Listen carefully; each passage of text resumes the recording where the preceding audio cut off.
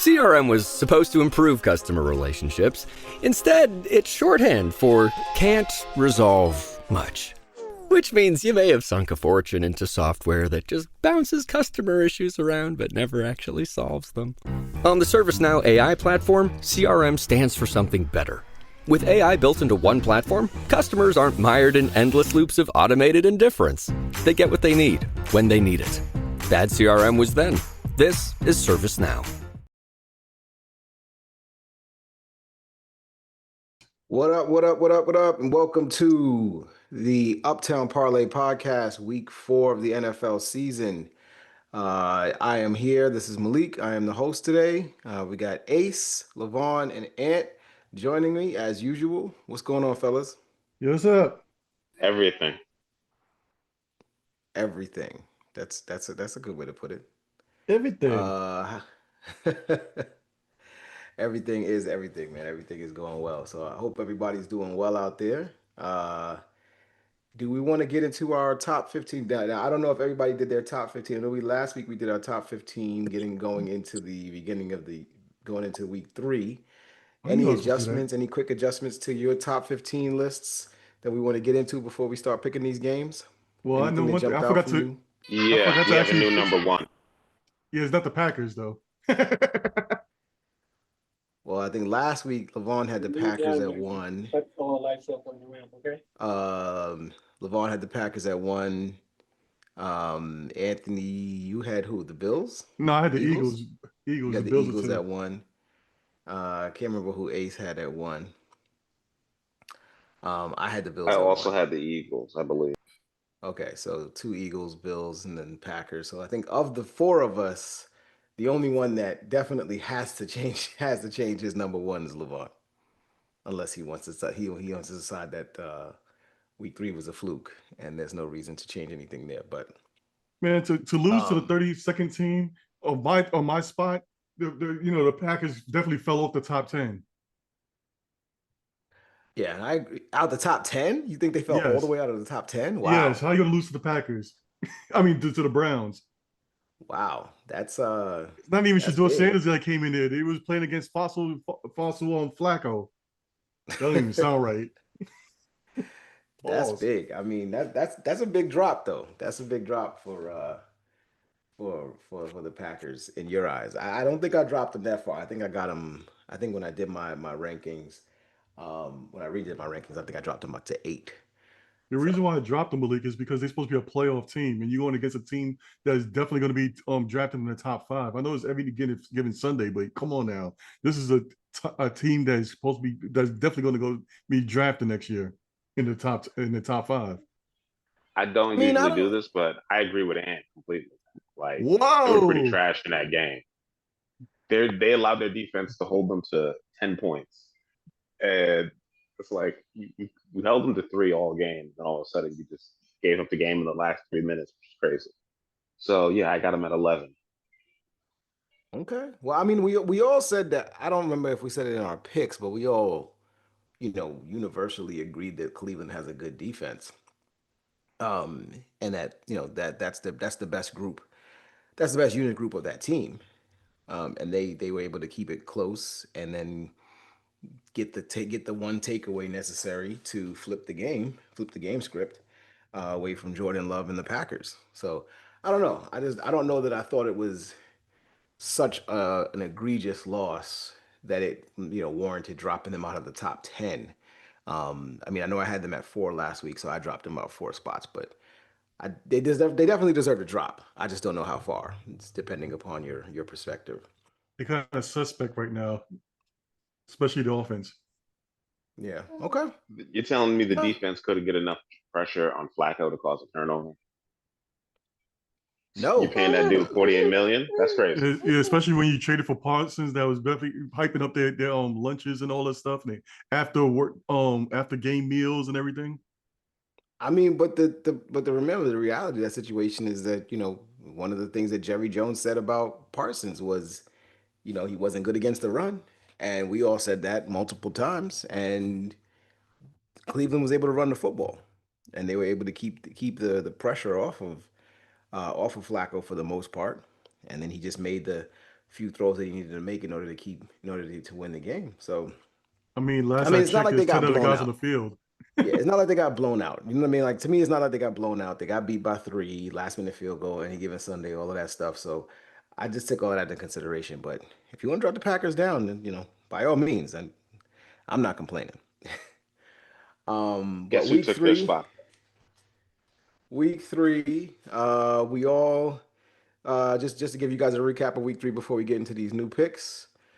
In week 3, let me just pull up the data.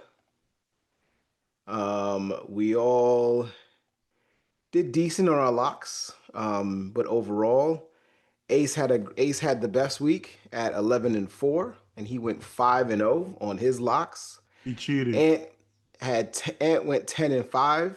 He was 3-2 on his locks, and both myself and Levon finished 7-8 and 3-2 on our locks as well. So all of our locks finished over 50%. Ace, of course, finished with 100% on his locks, and all of our numbers, at least from myself and Levon, went right under the 50%. But if you went with Ace and Ant Never last week, lost. you did a pretty good job. So, all right, let's get into week 4. Right now, the Seahawks and Cardinals are playing. I believe they just came out of halftime with the Seahawks leading 14-3. Before the game, we all took the Seahawks. Well, Levon, actually, I don't think I got your pick for that game. Oh no, I didn't pick nothing, but I'm upset that midget man is messing up my fantasy. Yeah, he would mean Kyler Murray. Uh, so, but Ace, Levon, and I all took the Seahawks and the under. I'm sorry, Go Levon took the over in Birds. that game. So we'll see what happens there.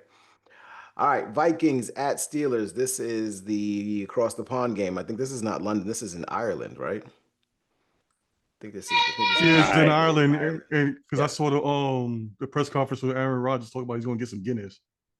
yeah, yeah. So With this Mike is Thomas staring right at him too. Steelers home game. We know the Steelers fans travel, so I expect there to be a good amount of Steelers fans and faithful there, representing the team on their quote unquote home field.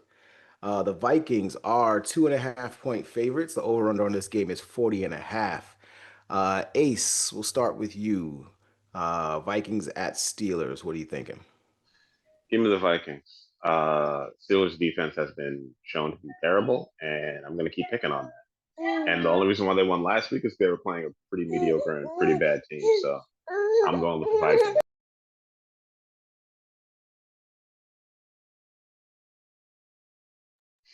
Did you hear me? Uh, Vikings. yeah, we heard you.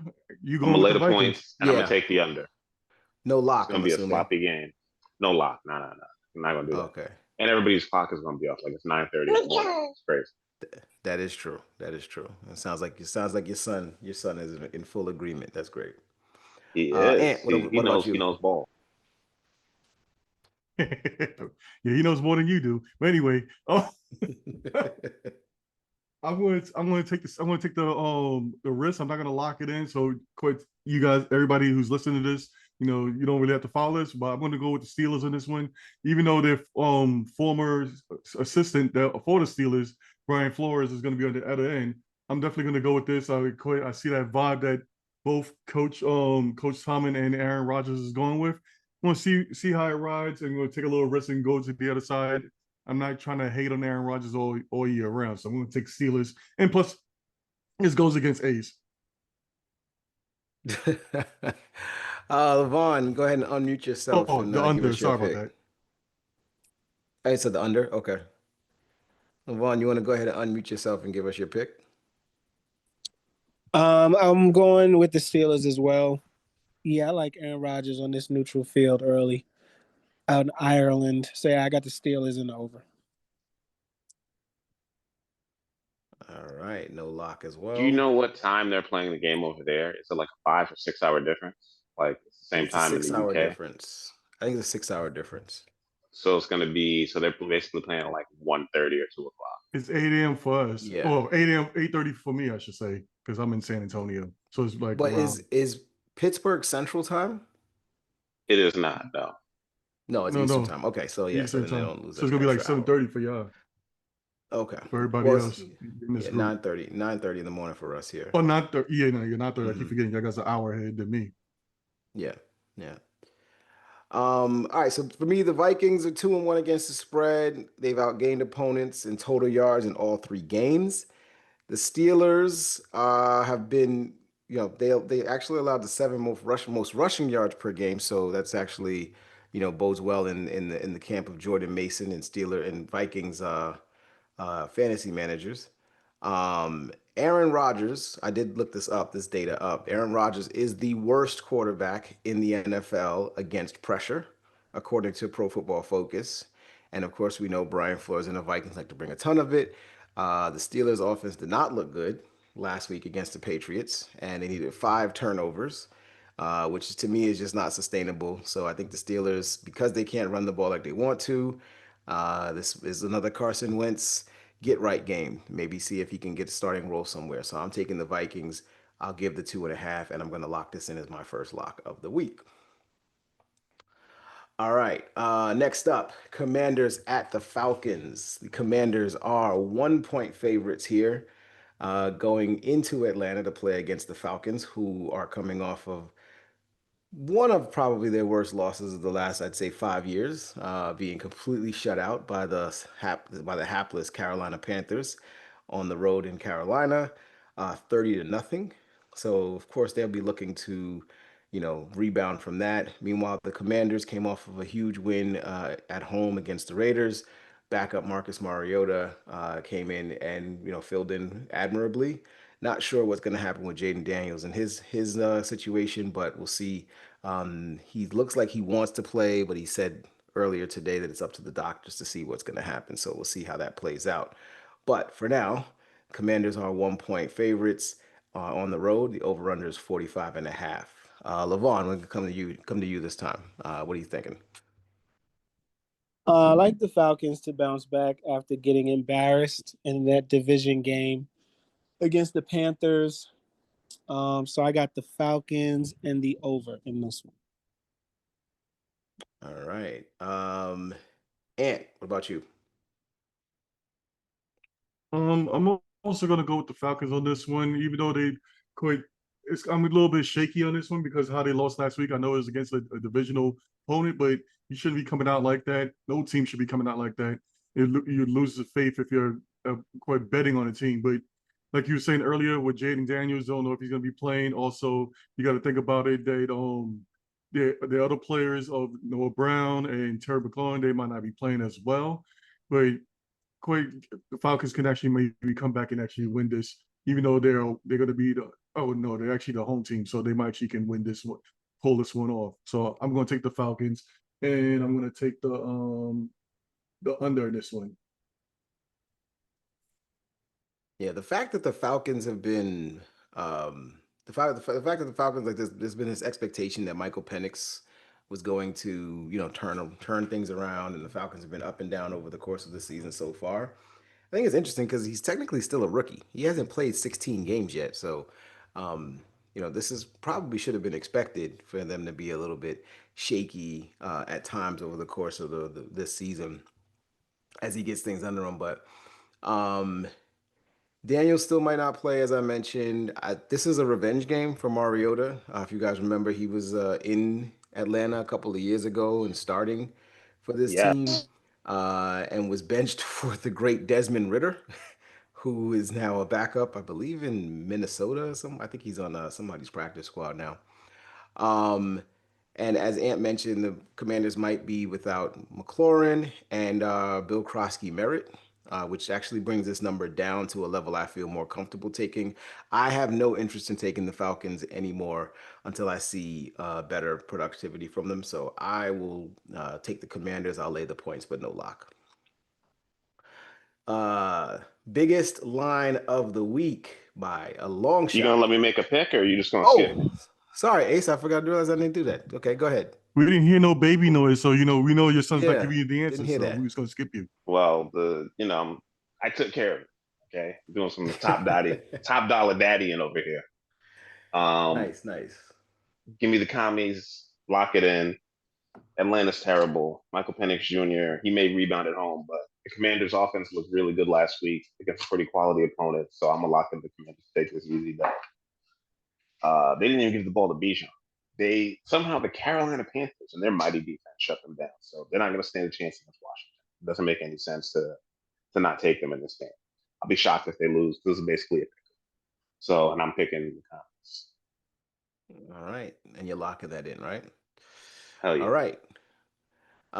Biggest, as I mentioned, and Ace, I'm gonna have you go first here. Biggest line of the week. The New Orleans Saints going to the Buffalo Bills. The Bills are clearly the favorites here, and they are laying 15.5 points as of now. My God, in week 4. The over-under in this game is 48. The Bills, obviously one of the best teams in the NFL, maybe even the best, depending on who you're talking to.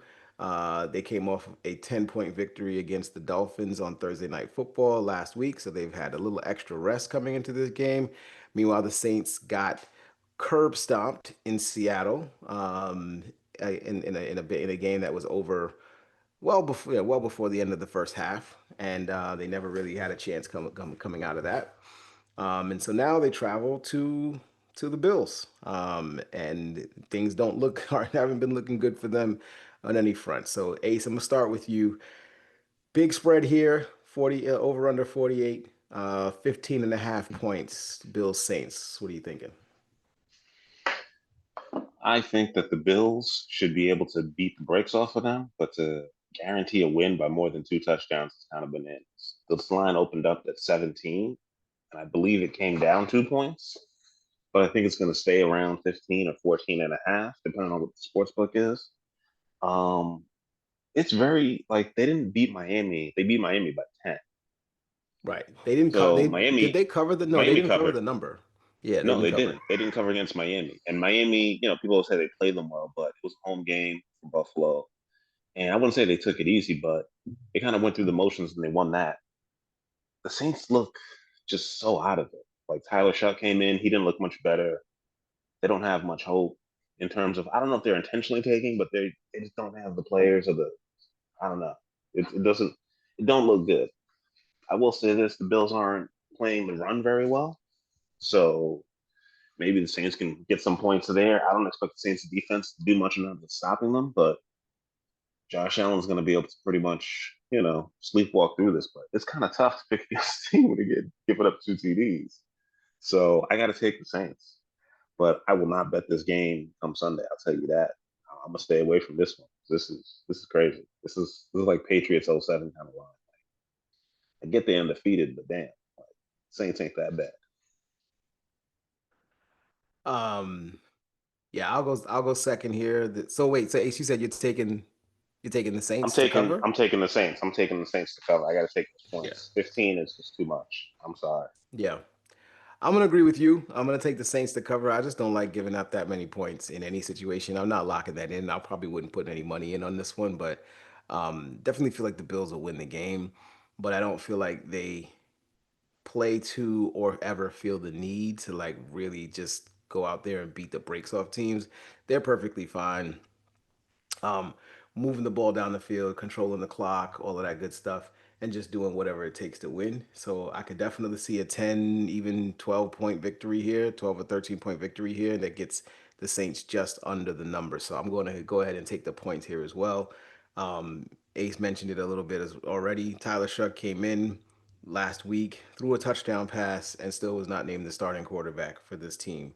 So they're going back to Spencer Rattler again for what reason, I don't know. But I'll take the Saints to cover the number, but lose the game.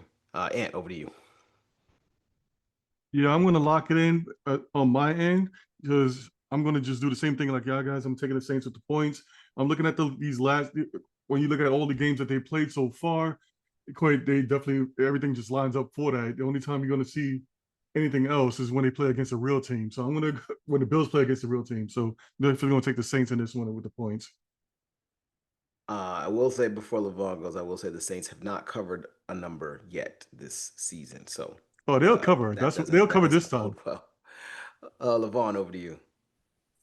We are all using our locks on this one, I think. And Ace, did he use his lock on this? No, I'm the only one. Neither me nor just Anthony so far. Oh, okay. I'm the only one that believes in this. So the Saints are winless. They're a dome team. They're traveling to play one of the best teams in the league outdoors. Rookie head coach, backup quarterback starting. It's no hope hotel for that franchise. I think Buffalo jumps on them early, stays on them, and maybe they take out the starters. And when this one is over and done at the start of the fourth quarter, I do not see the Saints in any way, shape, or form keeping up with Buffalo. I'm taking the Bills and those points. I looked at it and I thought about it, and I said that is a large number. But I truly believe that the disparity in talent and situation is enough that the Saints will probably tap out in this game. The fact that to think that they're going to go up to Buffalo and give it their best, I just find that hard to believe. They're going to be able to stop that team or score any points out there. So I am taking the Bills and I'm locking this one in. And I am going with the over. Wow. Okay. I mean, you made an interesting point though. When I come with my locks, I usually like to go with non-obvious ones. Maybe I'm missing a point with that. Since, we're like a betting podcast. If anybody's listening, they're looking at us to, maybe for some like expertise on some bets that are not so obvious. Hence Eights with his 5-zip locks. I mean, that's what I do. I look at the hardest games. I'm like, okay, what do I think? And I lock them in. Oh, you called Ace out. I mean, we could easily take all the obvious stuff and lock it in. But, the point of a podcast where you're giving your 2 cents is to bet and, do something that's not so obvious. Your expertise. That's why we're doing this. But I might not know. I mean, I just figured out how this whole line and spread thing worked like a week ago. So don't mind me. But that is one of my locks. That's one of my locks. Malik, what were you gonna say?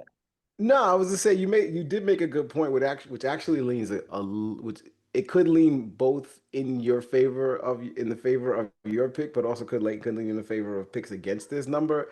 Is that Green Bay last could week too, so I'm be just up.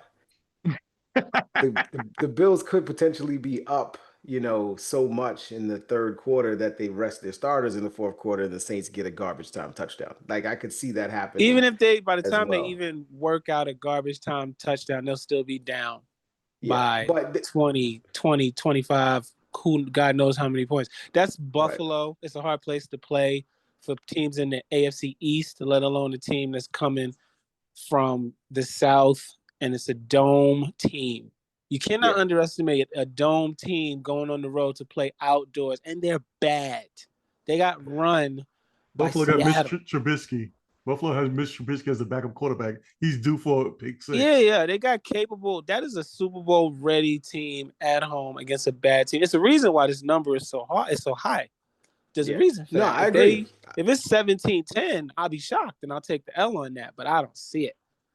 I don't see it. I agree. That's why I was saying. What I was going to say is the fact of the matter is that by the time that the Seahawks took their starters out against the Saints in the fourth quarter of that game, I believe they were up 30. So it didn't really matter. And you also got to figure. You got to think how does this bad team feel about 0-3, rookie head coach, knew everything. Backup quarterback starting and a rookie quarterback coming in, maybe to do what? I mean, the morale in that locker room also can't be at an all-time high. I try to factor in that stuff when I'm making those picks, which is something you can't judge without actually being in the locker room. But you got to think human element, right? It has to take precedent in these things when you talk about these teams and what they face week in and week out. 0-3 is tough for a good team like Houston, which we'll get to. But for a team that is bad with, like I said, no hope hotel, yeah, man, it might be tap out time. The tank might start as early as week 4 for those guys. Well, play for your pride at least. Let's see what happens. See if you can make it interesting. All right, next up, we got the Cleveland Browns, fresh off of a victory against the Green Bay Packers at home, going to Detroit to play against my Detroit Lions, coming off of their extremely impressive victory against Ace's Baltimore Ravens on Monday Night Football. Short week for the Lions. This number is a 9.5-point spread right now. Lions are obviously favored at home against the Browns.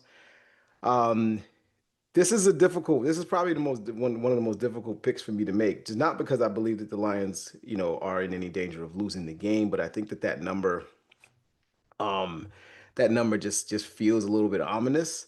Um, the Browns defense is legit. I think that they are legit, and they'll at least present some challenges for the Lions early on with their pass rush.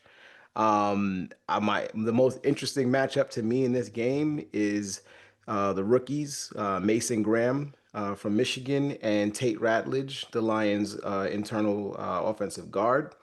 Um, in the middle, trying to kind of jockeying for position and trying to get things flowing so that the Lions can get their running game going.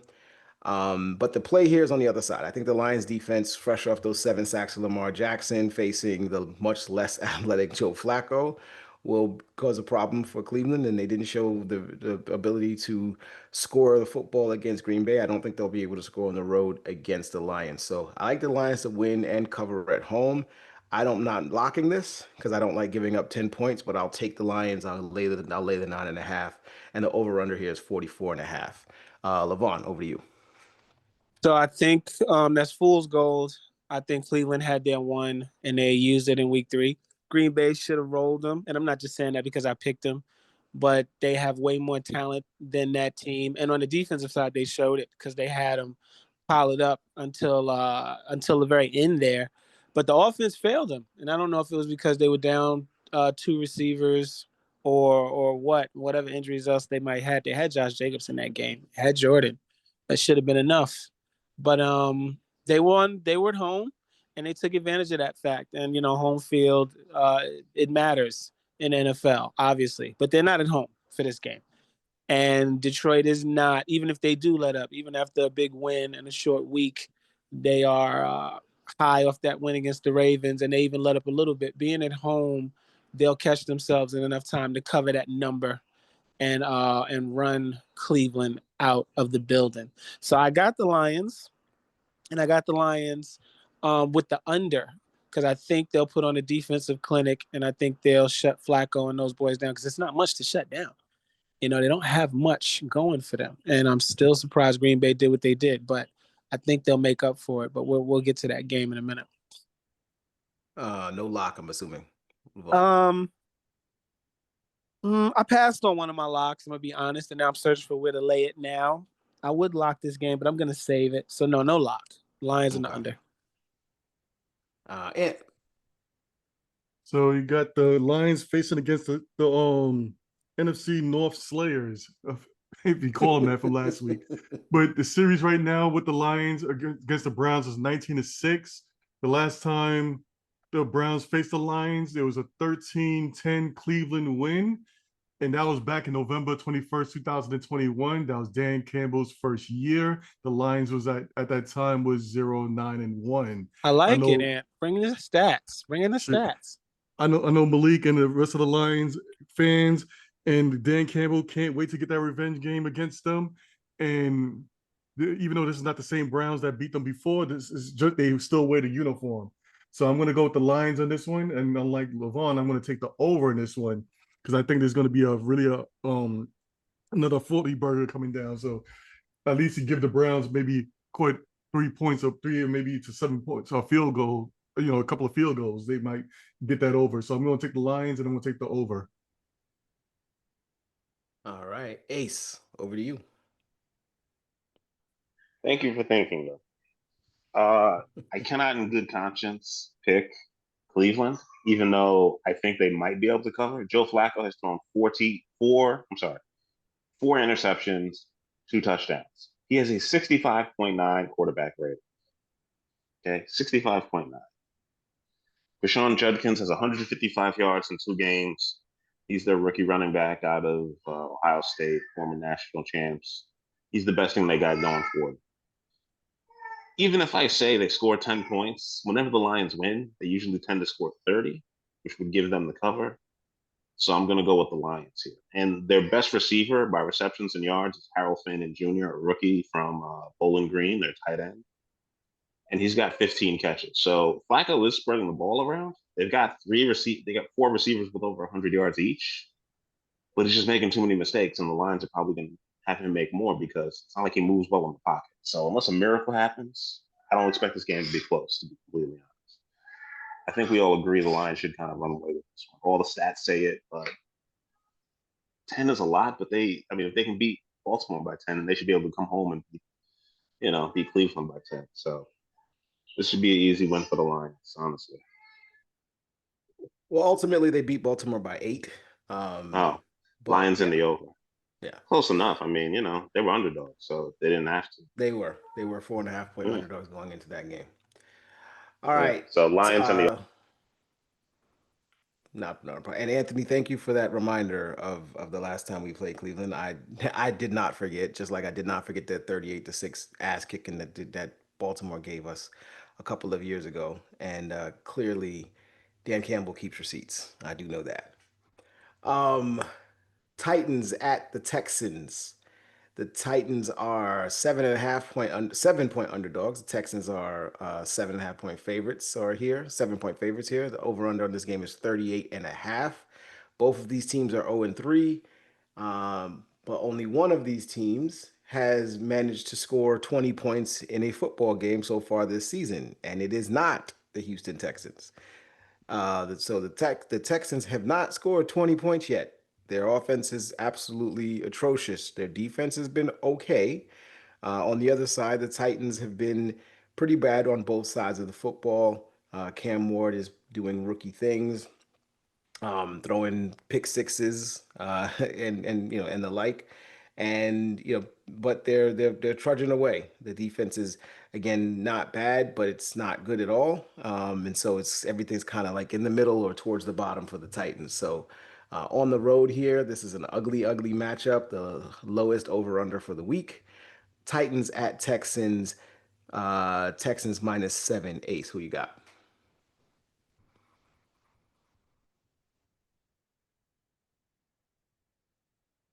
Ace, My bad. I didn't think you were going to call me first. I got the Texans. Texans are -7, you said? -7. No. Yeah. No, that can't be right. That can't be right. I thought it was 3. I thought I just looked at it. Let's see that. Let me see. I'm tripping. All right. Well, you know what? Regardless. Yeah. Mm-hmm. I'm gonna take the Texans and I'm gonna lock them in -3. I'm gonna lock them in -7. Yeah, Texans -7. Actually, it's moved to 7.5 in some numbers. Well, right now, the market has it -7. I'm gonna take it at -7, and when I go make this bet on Sunday, I'm gonna buy it down that 0.5 point to 6.5. Because I have no faith that Cam Ward is even going to be healthy enough to play. Nick Chubb is getting a little bit better. He played a little bit better last week, so they're figuring out something on the offensive line, but they just can't protect their quarterback. But yeah, the Texans are a better team in terms of talent, offense, and defense. So I got to go with them. The Titans may be the worst team in the league, and that says a lot considering how bad the Saints are. So I will not be picking the Titans unless they get like 14 points or something in the game. I don't know who they're going to have to play to get that, but that's not going to be happening no time soon for me. Texans, lock it in. There he goes. All right, Levon. Let me get the Texans as well. How you mad at me for grabbing wins? That's the whole point. The whole point is to grab the dubs. Lock it in. The Titans are garbage. Lock that in the Texans. Lock it up. Woo! Glad I listened to this. I'm glad I listened to this. I didn't know what to do. Hey. I'm okay. just messing with you, bro. It's wrong. I just messing with you. But that's how Ace takes the lead, Yeah, I'm just messing with him. Anyway, I agree with him. Texans, backs are against the wall, but, and I've said this, and I always will say it, division games are crazy. You never know what to expect. These teams plan for each other. They know each other. They gear their teams around trying to beat each other. So with that being said, I still think the Titans are going to lose because the Texans are more talented. Their backs against the wall. If they have any hope of just even being competitive and playing meaningful football over the next couple of weeks, and let alone months, they got to win this game. They got to. And I think that is not a talentless team. I think they're just in a bad spot. And they made a lot of moves they probably shouldn't have, like letting Tunsil go. But I'm not going to go into much about this. Give me the Texans, and I did pick the over because it's a division game. I think they'll go over that at 38.5. Okay. Ant, over to you. Yeah, I'm gonna. Even though Ace gave that nice, great advice, so, he locked it in and everything like that. He swore by it because he can see the future and is on the top of the betting gods. I'm gonna go the opposite way of both him and Levon. I'm gonna actually take the Titans on this one. The reason I want to take the Titans is because yes, you got Cam Ward, rookie, and everything like that, but I think he's gonna figure it out. And you got the Tennessee Titans also. They was actually 0-3 last year coming into a game. I forgot who they played against, but they came into the game. They wound up winning. They're going to be the more relaxed team. You got Houston at home. You might think that being at home you're going to be relaxed and everything like that, but something fishy about Houston is throwing me off. They've been like this ever since quite after CJ Stroud's rookie year. Stroud's rookie year. It seemed like they vibe is not the same. Also, they got a new offensive coordinator in Nick Callie, I believe his name is, and they also Levon mentioned it before with what's the name going now. So they got a retooled offensive line. So I can actually see the Titans pulling this off. And just like Levon said, this is going to be a division game. So I'm going to take the over this one. I'm going to go the opposite of both of them. I know maybe Malik might go over the Texans because it's the Texans versus the Titans, whatever. But I'm going to throw the oddball out here to make this show interesting. I'm going to go with the Titans, and I'm going to take the over, not locking it in. And for some reason, I think this is how I lose my points. Ace take the easy stuff, and I usually take the hard stuff. You do it just so you can go against Ace. I've already been burned by the Titans 2 times so far this season. They haven't covered the number on either occasion thus far. Um, so I can't in good faith pick the Titans to cover this number. Even though I don't trust the Texans one bit, I'm not locking it in, and that's the reason why. I need to see them play a solid game of offensive football and score over 20 points for once. I think with this team, they could win this game and not score 20 points. That's how inept the Titans offense has been, at times over the course of the season so far. So the Texans defense is the best, grouping in this entire, of the four different groupings in these two teams. So I expect the Texans to win the game. I'll pick the Texans to cover the number, but I don't like to lock this in because I don't like what I've seen from the Texans, from their offensive line, from CJ Stroud, from their position players, Nico Collins, Christian Kirk, Nick Chubb, and even the rookie Higgins. None of them have been, impressive thus far to this point. So I could easily see this being something like, 20-10, and wouldn't be surprised about that. So I'll go ahead and take the Texans, and I'll take the under, but I'm not liking the lock on this one. All right, Panthers at the Patriots. The Panthers are heading to New England, and they're getting 5.5 points from the Patriots. The Patriots, who lost at home last week against the Steelers and had 5 turnovers in that game, despite winning the yardage battle in that situation. And the Panthers are coming off of a 30-point victory at home against the Falcons. This number on Monday, just to be completely honest, this number started at Patriots -2. And so assumption is that the money came in pretty heavily on that, and let's move the line all the way up to 5.5, despite the fact that the Panthers are did have a very, very impressive victory last week. So Ant, I'm gonna start with you on this one. Patriots hosting the Panthers -5.5 points. What are you thinking? 1 second. I just want to check one more thing. 1 second. Sorry about that. Yeah. Okay, good. I almost screwed up that one. So I'm gonna go with the Patriots on this one, and I'm not gonna give no stats or anything. No reason why. It's just that I just don't think both teams are maybe on the same level, but I think the Patriots a little bit more of a disciplined team. So I'm gonna go with the Patriots on this one. I forgot who was coming back. That's what I was trying to find out. I know it was supposed to be coming back right now. Forgot who it is. who was supposed to be. But anyway, I want to go with the Patriots on this one. I'm not going to make this a lock. I'm going to take the under in this one. I think the Patriots got this, especially if they're going to be at home. Okay, Somebody I'll agree missing. with you. I'll agree with you here. Like I said, the market started at -2 and it's moved all the way to 5.5. Neither of these teams are good, quote unquote, good in my opinion, or have shown that they're good. And so as a result of that, I will, but they're too close to one another for either of them to be favored by this much. Right. So in all honesty, I don't want to take the Patriots, but I will take them because they're at home. And of the two teams, I do think that Drake May has shown, a little bit more ability than Bryce Young on this. So I'll take the better quarterback in this situation and the better coach. I still think that Vrabel is a very good coach and should have these guys playing at a high level and just avoiding the mistakes that plagued them last week against the Steelers. So I'll take the Patriots. I'll lay the 5.5, but I'm not locking this in because I think it's very, very possible that this game can go much closer than expected. Levon, over to you. I was shocked that the Steelers had struggled with the Patriots the way they did last week.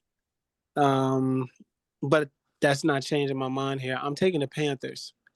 I watched the Panthers handle Atlanta pretty good.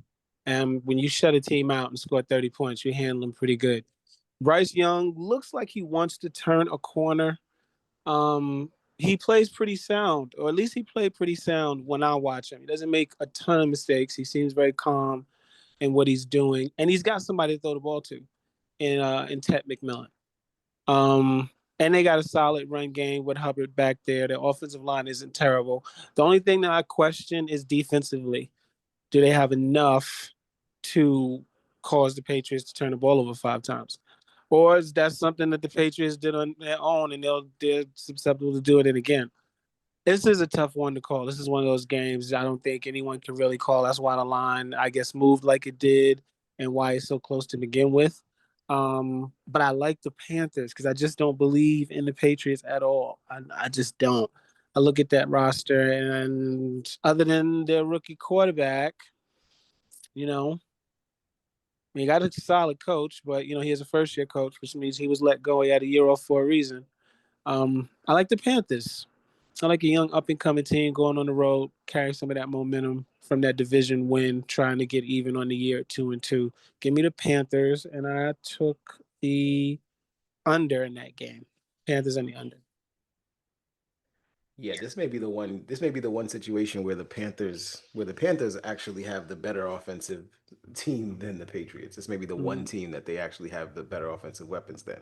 And quietly, Hey, defensively, they don't have names, but they've got, other than Horn on the corner, they don't have a lot of names on that defense, but they play well and they play together. You can see it when they were running around last Sunday.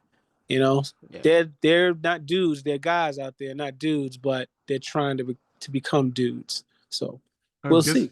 I guess I have my AFC East no, we both picked bias. the Patriots. We both picked the Patriots, and we'll see what Ace does. Ace, is over to you. Yeah, I'm gonna be picking the Panthers. I have my AFC East bias as well. This team is pretty trash. Christian Gonzalez still isn't playing. Everybody's kind of upset about it up here. They were talking about on the local news just today. Their best pass rusher, Levon Chasen. I don't know how to say his name correctly, but he's hurt. He's questionable with a knee injury. This team can't get no pass rush. Bryce Young can actually run a little bit, so they got problems. And I expect them to eke out a win. And they're getting points on the road, so they play outdoors. They played outdoors last week. They should be fine, and the weather's going to be bad, and they got a better run game. So Mhm. I'm going with the Panthers. All right. Oh, this is Chargers my at second lock of the week or third. this would be your third if you're going with the Panthers. This would be your third lock, Ace. All right. Chargers at the New York Giants. Probably the second most talked about story over the course of this week thus far has been the Giants' decision and Coach Brian Daboll's decision to bench Russell Wilson in favor of the rookie Jackson Dart. This will be his first start of his NFL career. And he's facing the 3-0 Chargers, who have beaten everybody, who are playing their first game outside of their division and coming all the way east to do it. So this is right now, we're looking at Chargers favored by 6.5 points over the Giants, and the over-under is 43.5. Obviously, we're going to start this one with you, Levon. Chargers at the Giants. What are you thinking? Well, so far my prediction is looking very good. Harbaugh is exactly what I thought he was. His team's improved from year to year. Herbert is one of the best pure passers in the game. Derwin James, according to Jim Harbaugh, is the best football player he's ever coached. When he said that, I mean, no one blinked because that's just how he is. But apparently, to Jim, who's coached quite a few people, Derwin James is the best football player he's ever coached. They got Joe Alt out there who's playing well at left tackle, and they don't run the ball very well, which is surprising. But the rookie is solid, and when on the rookie running list, I think he's third, if not second, when it comes to rookie running backs. And they got 3 reliable targets on offense. Keenan Allen, now that he's not in Chicago, has been reborn and can play again. The McConkey kid I like a lot. I wonder if that's Phil's kid. I doubt it. That was a long time ago. And the Johnson kid, is finally playing, worthy of his draft numbers. So I knew the Chargers were going to be good, and then I expect them to continue to be good. And it's not going to change this week, even though it's well known and well documented that I am a Giants fan. But I like the Chargers and the over in this game. All right. Yo, Levon, I don't know if you remember, and I'm sure you remember the Rex Ryan years when Rex Ryan was the coach of the Jets, and there was that whole thing with him having the tattoo of Mark Sanchez on his leg. Yeah. I feel like Oh if no, it's John his wife on Harbaugh, Mark Sanchez's jersey, just to clear it up.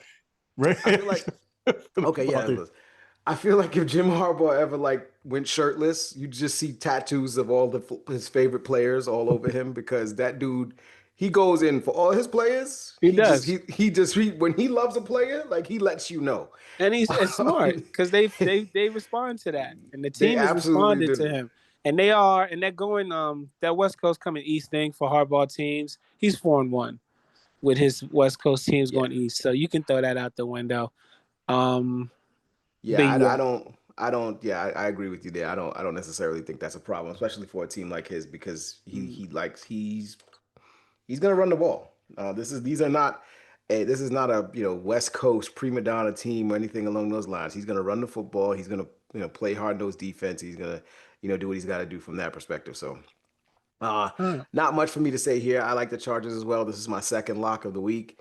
This is probably going to be the game I watch in addition to the Lions Browns game. It's probably the game I watch the most closely, just because I want to see what Jackson Dart. I want to see the combination of, or the duo of Jackson Dart and Malik Neighbors. I want to see how that looks. I want to see if finally, Malik Neighbors will just get peppered with targets in a way that he just hasn't been over the course of this first year and a half in the NFL. So, what's that going to look like? How's that going to develop? Is Cam Scatterbo going to actually be able to do something running the football? I doubt it, at least not in this game. But I definitely want to see how these young Giants kind of gel and start to build the core on the offensive side of the football. So I'll take the Chargers. I'll lock it in with that 6.5. I think they can win this game by 7 pretty easily. And I will go with the under on this one as my second lock of the week. Ant, over to you. Yeah, I wanted to make this my lock of the week too. I'm going to throw another curveball just for giggles. I'm going to take the Giants on this one. I'm going to take the under. I think since they don't have no tape out there on Jackson Dart, Mike can actually throw a little wrench into the Chargers' plans. Every team gonna have sooner or later is gonna have their trap game. This is gonna be the Chargers' trap game. The Giants are gonna be at home. Gonna have the Giants fans there. At least, I don't know if it's going to be packed or not, but it's going to be the Giants fans there, whatever. It's going to be a nice day in New Jersey. So I believe that, the fans behind them, everything's going to be good, see what happens. But one player I wish I was right now, I wish I was Jameson.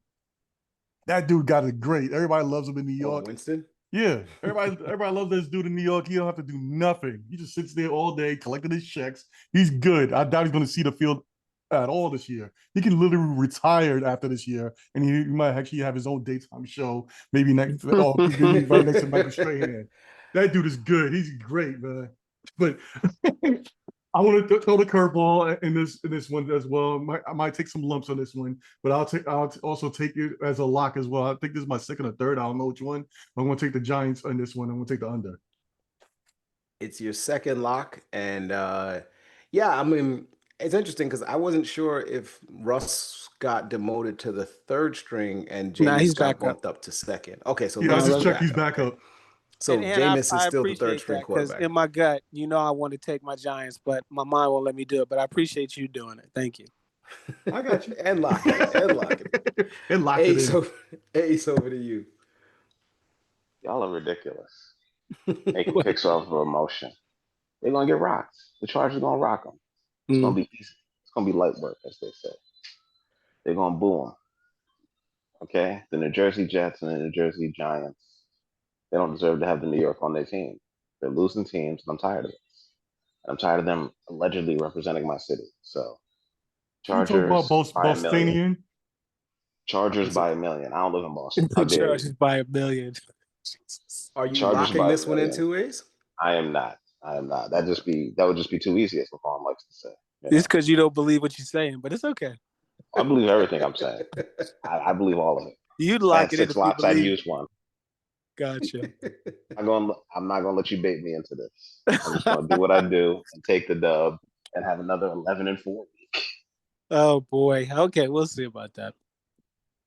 All right, Ace, I'm gonna stay with you on this next one. Eagles at Buccaneers.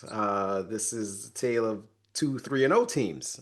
Eagles and Bucks going at it, going this again. They've played each other every season in the regular season, at least for the last couple of years.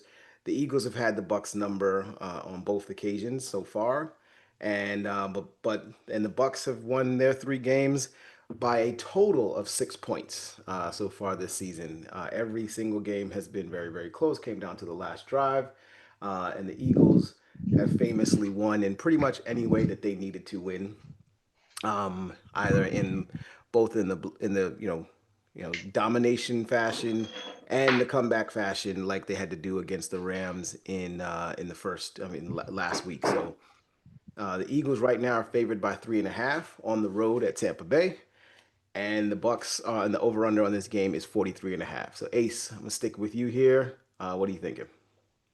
I'm gonna take the over. It is a good sign that Tampa Bay is getting one of their better wide receivers back. They haven't been able to get Saquon going, which is kind of concerning because they rely on the run game a lot. Last week, the Rams did everything they should to be able to win that game. And yet somehow the Eagles came back and won it. And I think that was because they were at home. A.J. Brown had the most two grown man plays I've ever seen from a wide receiver. He just threw my dude to the ground and literally just ran it another 15 yards like, come get. So if he can do that to them, they have better corners than Tampa, then I got to take the Eagles to win this one by, was it 3.5? 3.5. 3.5. Yeah, I'm gonna take the Eagles. I'm not gonna lock this one, but I'm gonna take the Eagles. This is a semi-safe pick. They could end up winning just by a field goal, and that hook is what gets me. So if you really feel good about the Eagles, I'd say buy it down a half point, 3 or 2.5. Holy Just to make sure you smokes! The midget did it. But I think the Eagles are gonna get the win. He threw a touchdown pass finally. He threw a touchdown to Yes, Marvin. He threw it to your favorite wide receiver, Marvin. The no hands of Harrison. I didn't Stone call him hands. that. Just You wait did till it the daddy before. finds You it. called Don't him worry Stone about hands it. before they started recording. I didn't call him that. I was talking about. I said, whatever reason, I wasn't going to pay another $80 to him in our fantasy draft again. Was it our auction league? So I just let him go. I got him in another league in like the 4th round. So we'll see. Hopefully he's helping in that one. But yeah, I'm taking the Eagles. They just have too many weapons. They said Jalen couldn't throw, and then Jalen threw him back into the game. And then they blocked the kick and ran it back for a touchdown, which Jordan Davis was running. Is it Jordan Davis or the other one? He was Jordan running Davis. 19. It was Jordan He Davis. was running 19 miles an hour. That man was running 19 miles an hour is what he topped that at. He weighs 346 pounds. Just put that together. So he'll be running through the offensive line. We'll see how tough Baker is. He's lowering his shoulder on the Eagles come Sunday. All right, Ant, over to you. Well, I'm gonna have to credit this one to the meme that I saw on what's the name on Instagram, because I was just scrolling by on that a little bit earlier today. When I was taking my little side break. I'm going to credit Eagles Nation Fly on this one. They made a great meme. I can't play it because it has a lot of curse words with the guy cursing to also represent the Eagles. What's the name, fan? And you was right. Last time the Eagles played against Tampa Bay, it was just last year. They were lost 33-16 to them.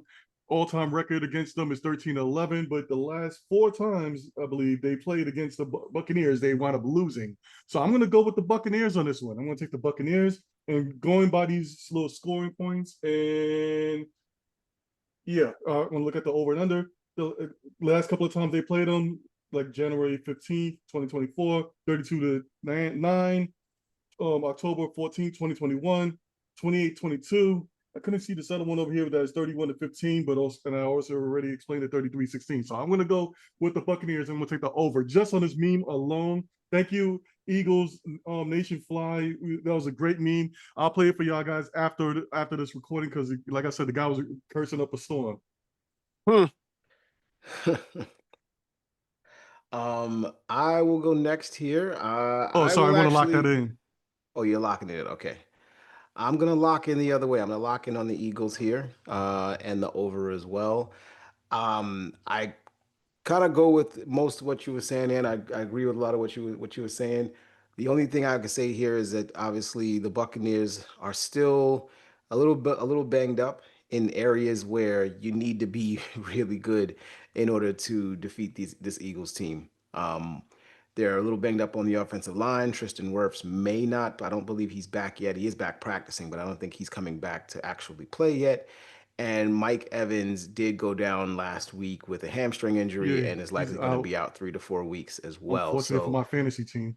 So, the Bucs will be relying on Emeka Ibuka and what's his name? Godwin is still out. Yeah, and Godwin is still out as well. He's questionable for the game now. Okay, so it'll be an interesting situation to say the least with respect to just kind of the position players that the Bucs have. And so I just like the Eagles being able to cover this number. It's low enough that I feel like the Eagles can win this by 4 points pretty easily. And so I'm going to lock this in on the other side. I'm going to take the Eagles. I'll take the over, and I'm locking this in as my third lock of the week. Levon, over to you. Yeah, Godwin questionable. Evans is out, but he's no longer wide receiver 1 on that team. Ibuka is. He's wide receiver 1 on that team now. Baker is cooking. This is a close one. It is the tale of 2 teams that don't deserve to be 3-0. That's basically what this game should be dubbed as. And one of them is going to run out of luck in this game. And that's what makes it super interesting. One of them is definitely taking an L in this game, and it's going to be well-deserved because they both have eked out some games they should have lost. But I'm going with the home team. I'm going with Todd Bowles and Baker in Tampa for this one. Off of that alone, because I think both teams are pretty close. The Eagles have some chinks in that armor. Their secondary isn't as strong as it used to be. Their pass rush isn't as strong as it used to be. And I think Book is out on Jalen. I think it is. Jalen is not an exceptional thrower of the football. I mean, he's got exceptional talent around him. A.J. Brown showed that. Those were simple passes that A.J. Brown took and did all of the heavy lifting afterwards. Saquon has been bottled up for the most part, and as soon as I say that, he'll probably run for $160. I don't know. This is one of those toss-up games between 2 good teams. Even though that one of them should have at least 1 loss, they're still both 2 good teams, and this is one worth watching. But I'm gonna go with the Bucs, and I'm locking it. I'm locking it in, and I want to take the over in this game. Oh, Malik, did you see and Levon, did y'all see the meme that before a couple of weeks ago, I believe, when they played against the Chiefs? They kept on playing it over and over again. The Eagles?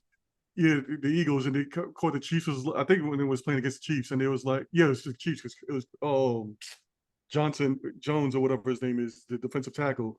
He was basically saying you didn't pass over 100 yards. that they Oh didn't yeah, have yeah. 100 He's like, yards or something like shut up. that. Yeah. Yeah. He's like, shut up. We won the game. Yeah, They yeah, won again, yeah. yeah. That's the first thing I thought about when you was like, yeah, he's falling. Everybody's figuring him out. Yeah. All right, Colts at the Rams. The 3-0 Colts going to LA to play against the 2-1 Rams. Rams coming off of that disappointing, disheartening loss Choke against the job. Eagles in Philadelphia. Choke job. And Call the it what it Colts is. have the Colts have done their thing so far, winning all 3 of their games in impressive fashion and moving themselves up the power rankings at the same time. Despite their 3-0 start, the fact that they're on the road here, the Colts are the underdogs in this game. Rams are favored by 3.5 points, and the over/under on this game is 49.5. So Ace, I'm going to start here with you again. Colts at the Rams. What are you thinking?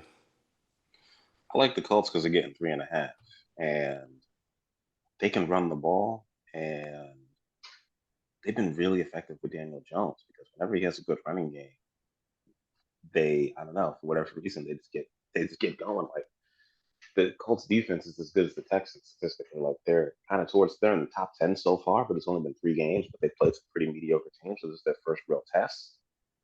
So I like them to cover. They may be able to even steal this one, but there really isn't a good reason for me to lock this in. But I'm locking in the Colts. I'm just going to ride the hot hand here. They seem to be covering every single week, and I think it's just going to continue. So I'm going with Indiana Jones and the Colts. See if he can steal another win. You know, I think having an old QB like Stafford is tough, and that demoralizing loss has probably motivated them. It's good that they're going home, but I don't think it's going to be enough. And the Rams do have a good defense, but I just can't discount everything that they've been able to do. He keeps finding Alec Pierce. The guy's got 2 touchdowns in 3 weeks, and he had 2 all of all last season. So the offense seems to be clicking. All right. Ant. I don't know. For some reason, just because Ace said Indiana Jones, it just takes the shine off of it now. You got a cool name and stuff like that, but then How Ace said dare it's you? like, How I don't dare know. you? He might turn back to Caleb. He might turn into Caleb Williams next. But shoot, I don't Throw know. 4 TDs in a single game. No, I think it's the worst version of Caleb Williams. But anyway, these two teams are basically almost even as far as the rankings are concerned. But I'm not going to go into those type of stats. But as far as anything is concerned, quite. Daniel Jones has actually been playing really good, but after listening to the Ace and stuff like that, I don't know. He keeps talking bad about the Rams. I think they're going to hear him and maybe come back. Besides, I like to pick a couple of more games to go against him. So I'm going to go against him on this one as well. I think this might be the downfall of me, but I'll take the Rams on this one, and I'm going to take the I'm going to take the Rams. I'm going to take the over in this one. I'm not going to lock it in, but the Rams are at home. It's going to be sunny out there in California. See what happens. I'm going to lock in the Rams here as well. The Rams should be pissed. The Rams should be pissed right now. I mean, they clearly that the Eagles clearly have their number, and that seems to be the only team that does have their number. That they can't seem to beat. But everybody else they seem to be doing pretty well against.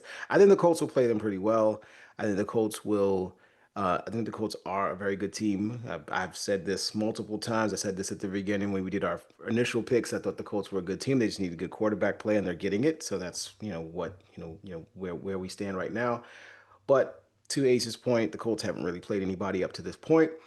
And so this is the first real test for them against a team that has Super Bowl aspirations at the very least. So I'm going to take the Rams to cover the number. I'll take the over in the game, and I will lock this in. I also just think that the Rams defensive front will pose problems because they're very athletic, they're very young, and they'll pose some problems for Daniel Jones as a runner, which they hope will force him to be a pocket passer, and then give them some opportunities against those receivers, who they have some really good receivers in Pittman and Downs, but I think the Rams will try to capitalize on that. So I'll take the Rams. I'll take the over, and I'm gonna lock this in as my fourth lock of the week. Levon, over to you. The Rams should be ashamed after that choke job. After what were they up 3 scores after 26 to halftime? 9, I believe it was. Yeah, that's 3 scores. Not mathematically, but you're on the road trying to make a statement against a team that knocked you out in the playoffs last year, and you got a stranglehold on that game, and you blew it in every way possible. So I agree they should be upset, and that should serve as motivation for them to win a game at home. But the Colts are a great story. This is a great watch. Everyone wants to see if the Colts are for real, and this is their game to prove it. So they should be equally as motivated because they really have not beaten anybody of note yet.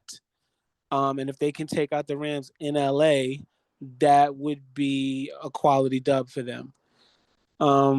With that being said, I'm taking the Rams because even though I'm rooting for Indiana, I don't truly believe that he's done a 180 and that he's gone from what he was with us for 6 years and turned it around, and now he's Josh Allen. I got to see him under true duress. I got to see him go through his progressions and not just come to his first read and have that be there every time. And yeah, the Rams, they have a very talented defense.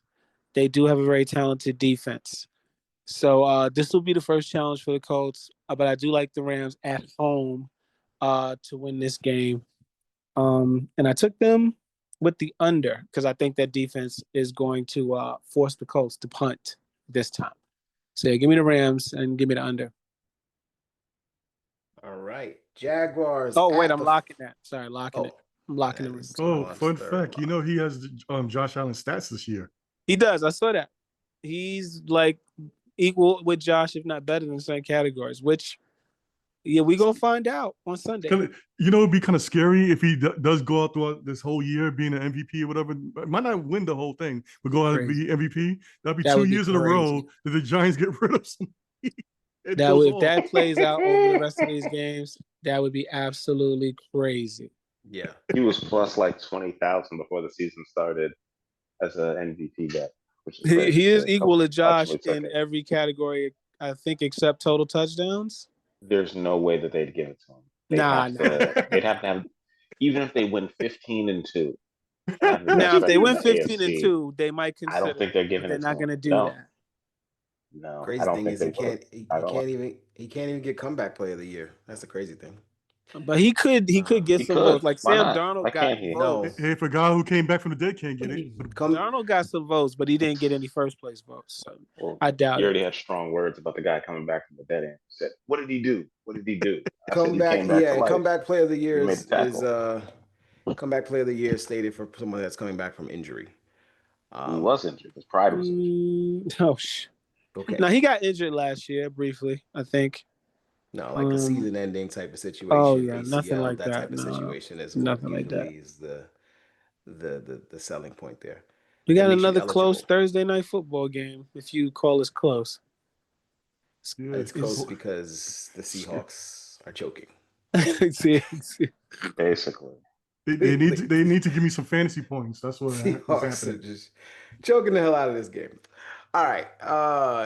Jaguars at 49ers. This is the game that Brock Purdy might be back here for this game. The 49ers are favored by 3.5 points at home, facing the Jaguars. The Jaguars have been a pretty decent team so far this year. They're 2-1 going into this game. The 49ers are 3-0. So this is an interesting matchup. Brock, again, I mentioned Brock Purdy might be back. The Jaguars' offense has been pretty good, bordering on very good, and their defense has been just meh, which is surprising because they've invested a lot of money and a lot of draft talent and draft capital into that side of the football. But the Jaguars are clearly a very talented team, and they're playing pretty good football at this point. They're playing against a 49ers team that's completely banged up all over the field. Joey, we know that Bosa just went down. Was it no? It was Nick Bosa just went down. He's out for Nick, the rest yeah. of the season with his ACL injury. And Purdy might be back, but they're still without Ayuk. And then Jawan Jennings, both Jawan Jennings and Ricky Pearsall did not practice this week. So we'll see what happens with those receivers. And of course, we know that George Kittle is still out as well. So this team is banged up on multiple fronts, but yet they're still 3.5 point favorites in this game. Levon, I'm gonna come to you first. Jaguars at 49ers. 49ers minus 3.5 points. What are you thinking? 49ers went ugly. They won ugly last week. I think Purdy comes back. I didn't see any footage of him doing anything, but I think he comes back because he would look like he could play last week, and they just went with Mac Jones. But now Mac Jones has got the knee. So Mac Jones got the knee, Purdy's got the shoulder and the toe. Take your pick. But the Niners have been winning ugly. Ugly 3-0, a very unimpressive 3-0. But Jacksonville, I can't remember if I picked Jacksonville to win the division or not. One of my teams with like the Chargers or the Jaguars this year, but they underachieve for some strange reason. Could it be coaching? Could they be a lot like my Giants in that way? I have no idea. But I think they lose. I think they lose. You go out west, you go against a Mike Shanahan coach team. You know they're going to be prepared, and yeah, I think the Niners win, and I'm locking this one in. I got the Niners and the under. Ant. Yeah, it's kind of weird. We're going through all these Niners players saying one guy got the toe, one guy got the back, one got the knee, and all that stuff like that. I'm wondering if Christian McCaffrey has some type of voodoo doll out there. He's passing all his injuries off to everybody else. Knock on wood, nothing happens to him. I don't want to see nobody get hurt, but I'm gonna go like Levon. I'm gonna take the 49ers. I'm gonna take the under in this one. I'm not gonna lock this in, but even though they're three, they're an injured team, they're 3-0. This reminds me of the old days before Salah actually went over to the Jets. He was with the 49ers and it was injured like this, and they were still moving along. So I think they can beat the Jaguars. I think they can beat Per Plus, aka forgot his name already. I keep calling Per Plus all the time. Oh, Trevor Lawrence. But yeah. And Trevor Lawrence is looking more and more like he didn't deserve that second contract. But anyway, I'm gonna go with the 49ers on this one. I'm not gonna lock this in, but I'm gonna take the under. All right, Ace, over to you. Give me the 49ers, and I'm going to lay those points. I don't feel super confident about this one, but I do like their defense a lot better than I like Jacksonville's to travel and play well. Jacksonville's such an up and down team, and anything can really happen, but it is expected that Purdy is going to play. He was a limited participant yesterday. He was a limited participant again today. I don't think Mac Jones will go back out there because he was already limping last week. So I think they're going to have to go with Purdy and hope for the best. I think they pull it out because Purdy knows the whole playbook, and that defense is going to be able to stop them. Is going to be able to stop Jacksonville, stop the Jags from pretty much doing anything. Etienne's been running the ball well, but the 49ers have one of the best run defenses in the league. So I think they're going to make it tough on Lawrence, and he's not going to have anywhere to go with the ball. So give me the Niners to get this done. All right. So both quarterbacks, both Jones and Purdy, were limited in practice today or yesterday, according to reports. So we'll see where either one of them Sources. is either one of them is at the end of this week. I think it's a sweep for us. We're all taking the 49ers here. I'm not locking this in, but I definitely feel like the 49ers should be able to get this victory over the Jags. Um, the in, the injury to Nick Bosa is interesting because the Niners, if you guys remember, the Niners actually were the ones to sign Bryce Huff away from the Pittsburgh Steelers, from the Philadelphia Eagles um, last season. So this is the reason why you get two pass rushers, because if one of them goes down, you still have the second one that you can rely upon at the very least. So I don't think that, while I think the Nick Bosa injury definitely will hurt the 49ers in the long run, I think this week, they should be able to withstand at least the loss for at least a short period of time. And so I'm going to take the 49ers as well. Christian McCaffrey is healthy, and as long as he's healthy, he's still one of the more dynamic players in the NFL, even though he's not explosive as he used to be. He's definitely reliable. and he's capable of handling as much of the load that he is. I believe he's first, or before this week's games, he was first in targets, and he was like third or fourth in the NFL in carries. So you're talking about a guy who's basically being utilized like he's still the Christian McCaffrey of old. So if that's still the case, and they can even get one or two of their receivers to get out on the field and play for them, I just believe in the Shanahan offense and the Shanahan system and what they're capable of doing. So I'm just going to go ahead and roll with the 49ers and lay these points. And Levon was completely right, because with 28 seconds left, the Arizona Cardinals have just tied the Seahawks in Thursday Night Football, or it's 20-19. They're about to kick the extra point right now. And we might have to go into overtime in this, They should go for two. barn Win the burner game of right here. No, I think they in should this. tie it. No, they just tied it. Go It's for 20. two. It's 20 Nah, all. tie it. No, we need You're these at games to keep home. on going for my fantasy points. This barn Jesus, burner tie it. of a NFC West You matchup. gotta I swear. two. Let's This is tie so, it and let's get in overtime and let's get a touchdown. so flipping Harrison had a pretty ridiculous. clutch catch. He He did. did. He did. And this was DeMarcado scoring the game tying touchdown. Who? The backup running back. I'm not going to try to Ah, say his last name again. I mean, if they want to win it here, as long as Kyler don't Murray know. passing to him though. Seattle's gonna do, but hey, 7-yard touchdown. All right, Ravens at the Chiefs. Big matchup. 1-2 Chiefs. 1-2 Ravens. The loser of this game will be 1-3. Something that's not expected from either one of these teams going into this season. The Ravens defense has looked very porous, and the Chiefs offense has looked very weak. So this is not strength on strength, what we're seeing. The Ravens right now are the favorites on the road, -2.5 points over the Chiefs, who find themselves as home underdogs for the second time this season. They were the home underdogs against Philadelphia in week 2. Um, and the over under in this game is 48.5 points, which we've seen the Ravens be able to almost hit this number on multiple occasions already this season by themselves. Ace, I'm going to start with you.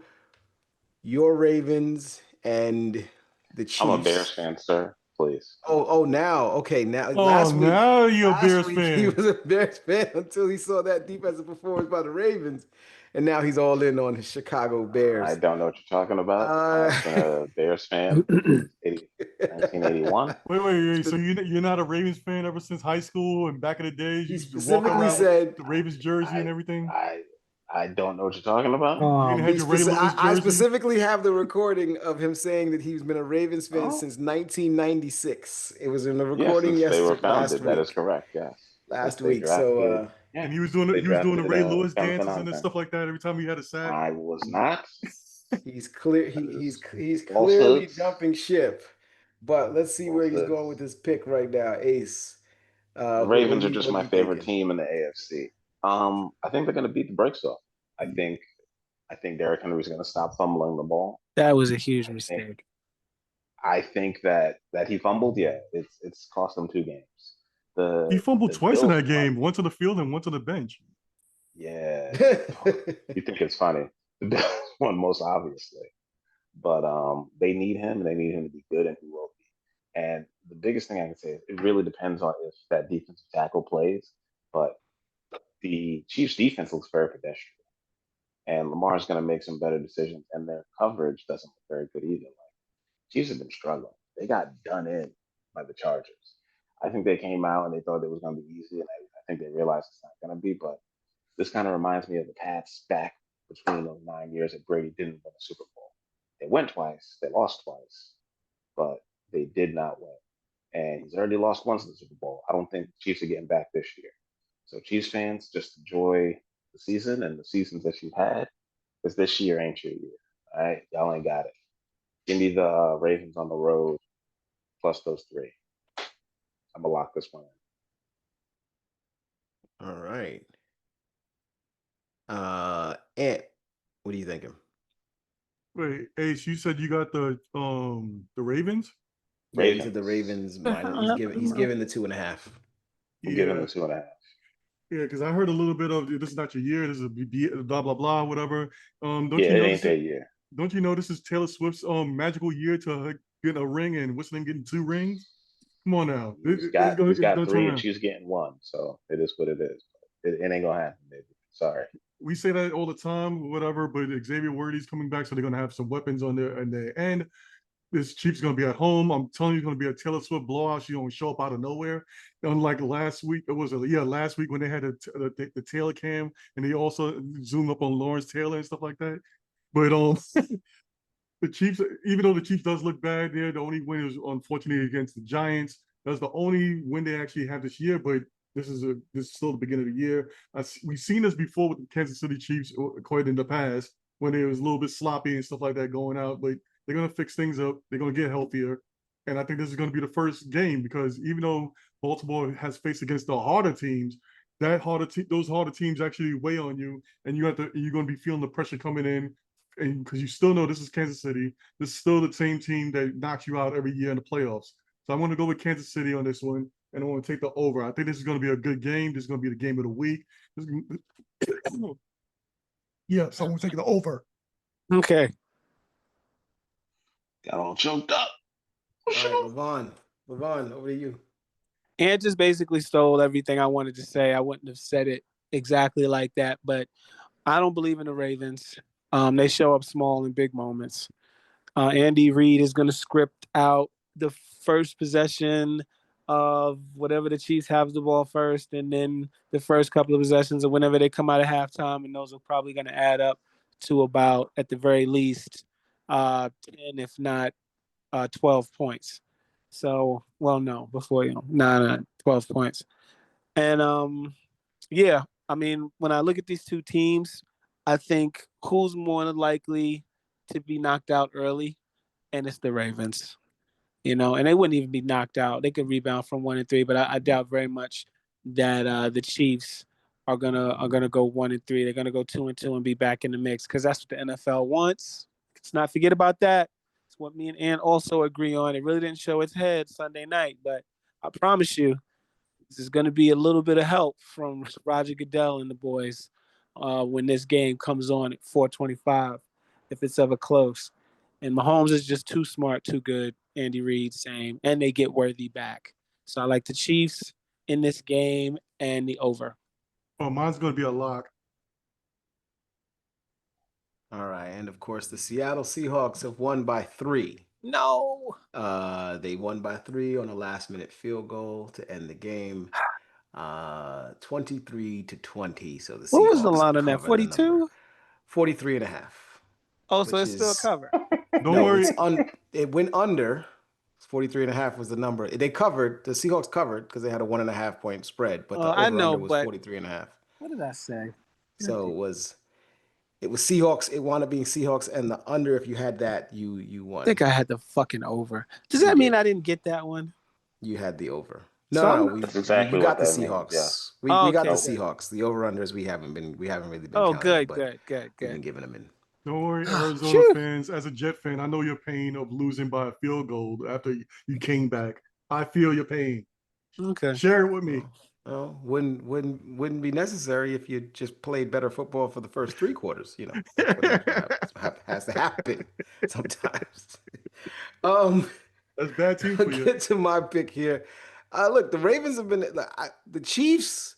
I watched the whole game when they played against the Eagles, and I watched the whole game last week when they played against the Giants. There's nothing that the Chiefs, other than Patrick Mahomes, there's nothing that the Chiefs do well. Like that they do better than anybody else in the NFL. They don't defend better than anybody else. They don't defend, extremely well, and they don't score. And they can't run the ball, and that's a big problem because the Ravens, their defense being as bad as it was when you watch what happened against the Lions last week. It was the running game that killed them.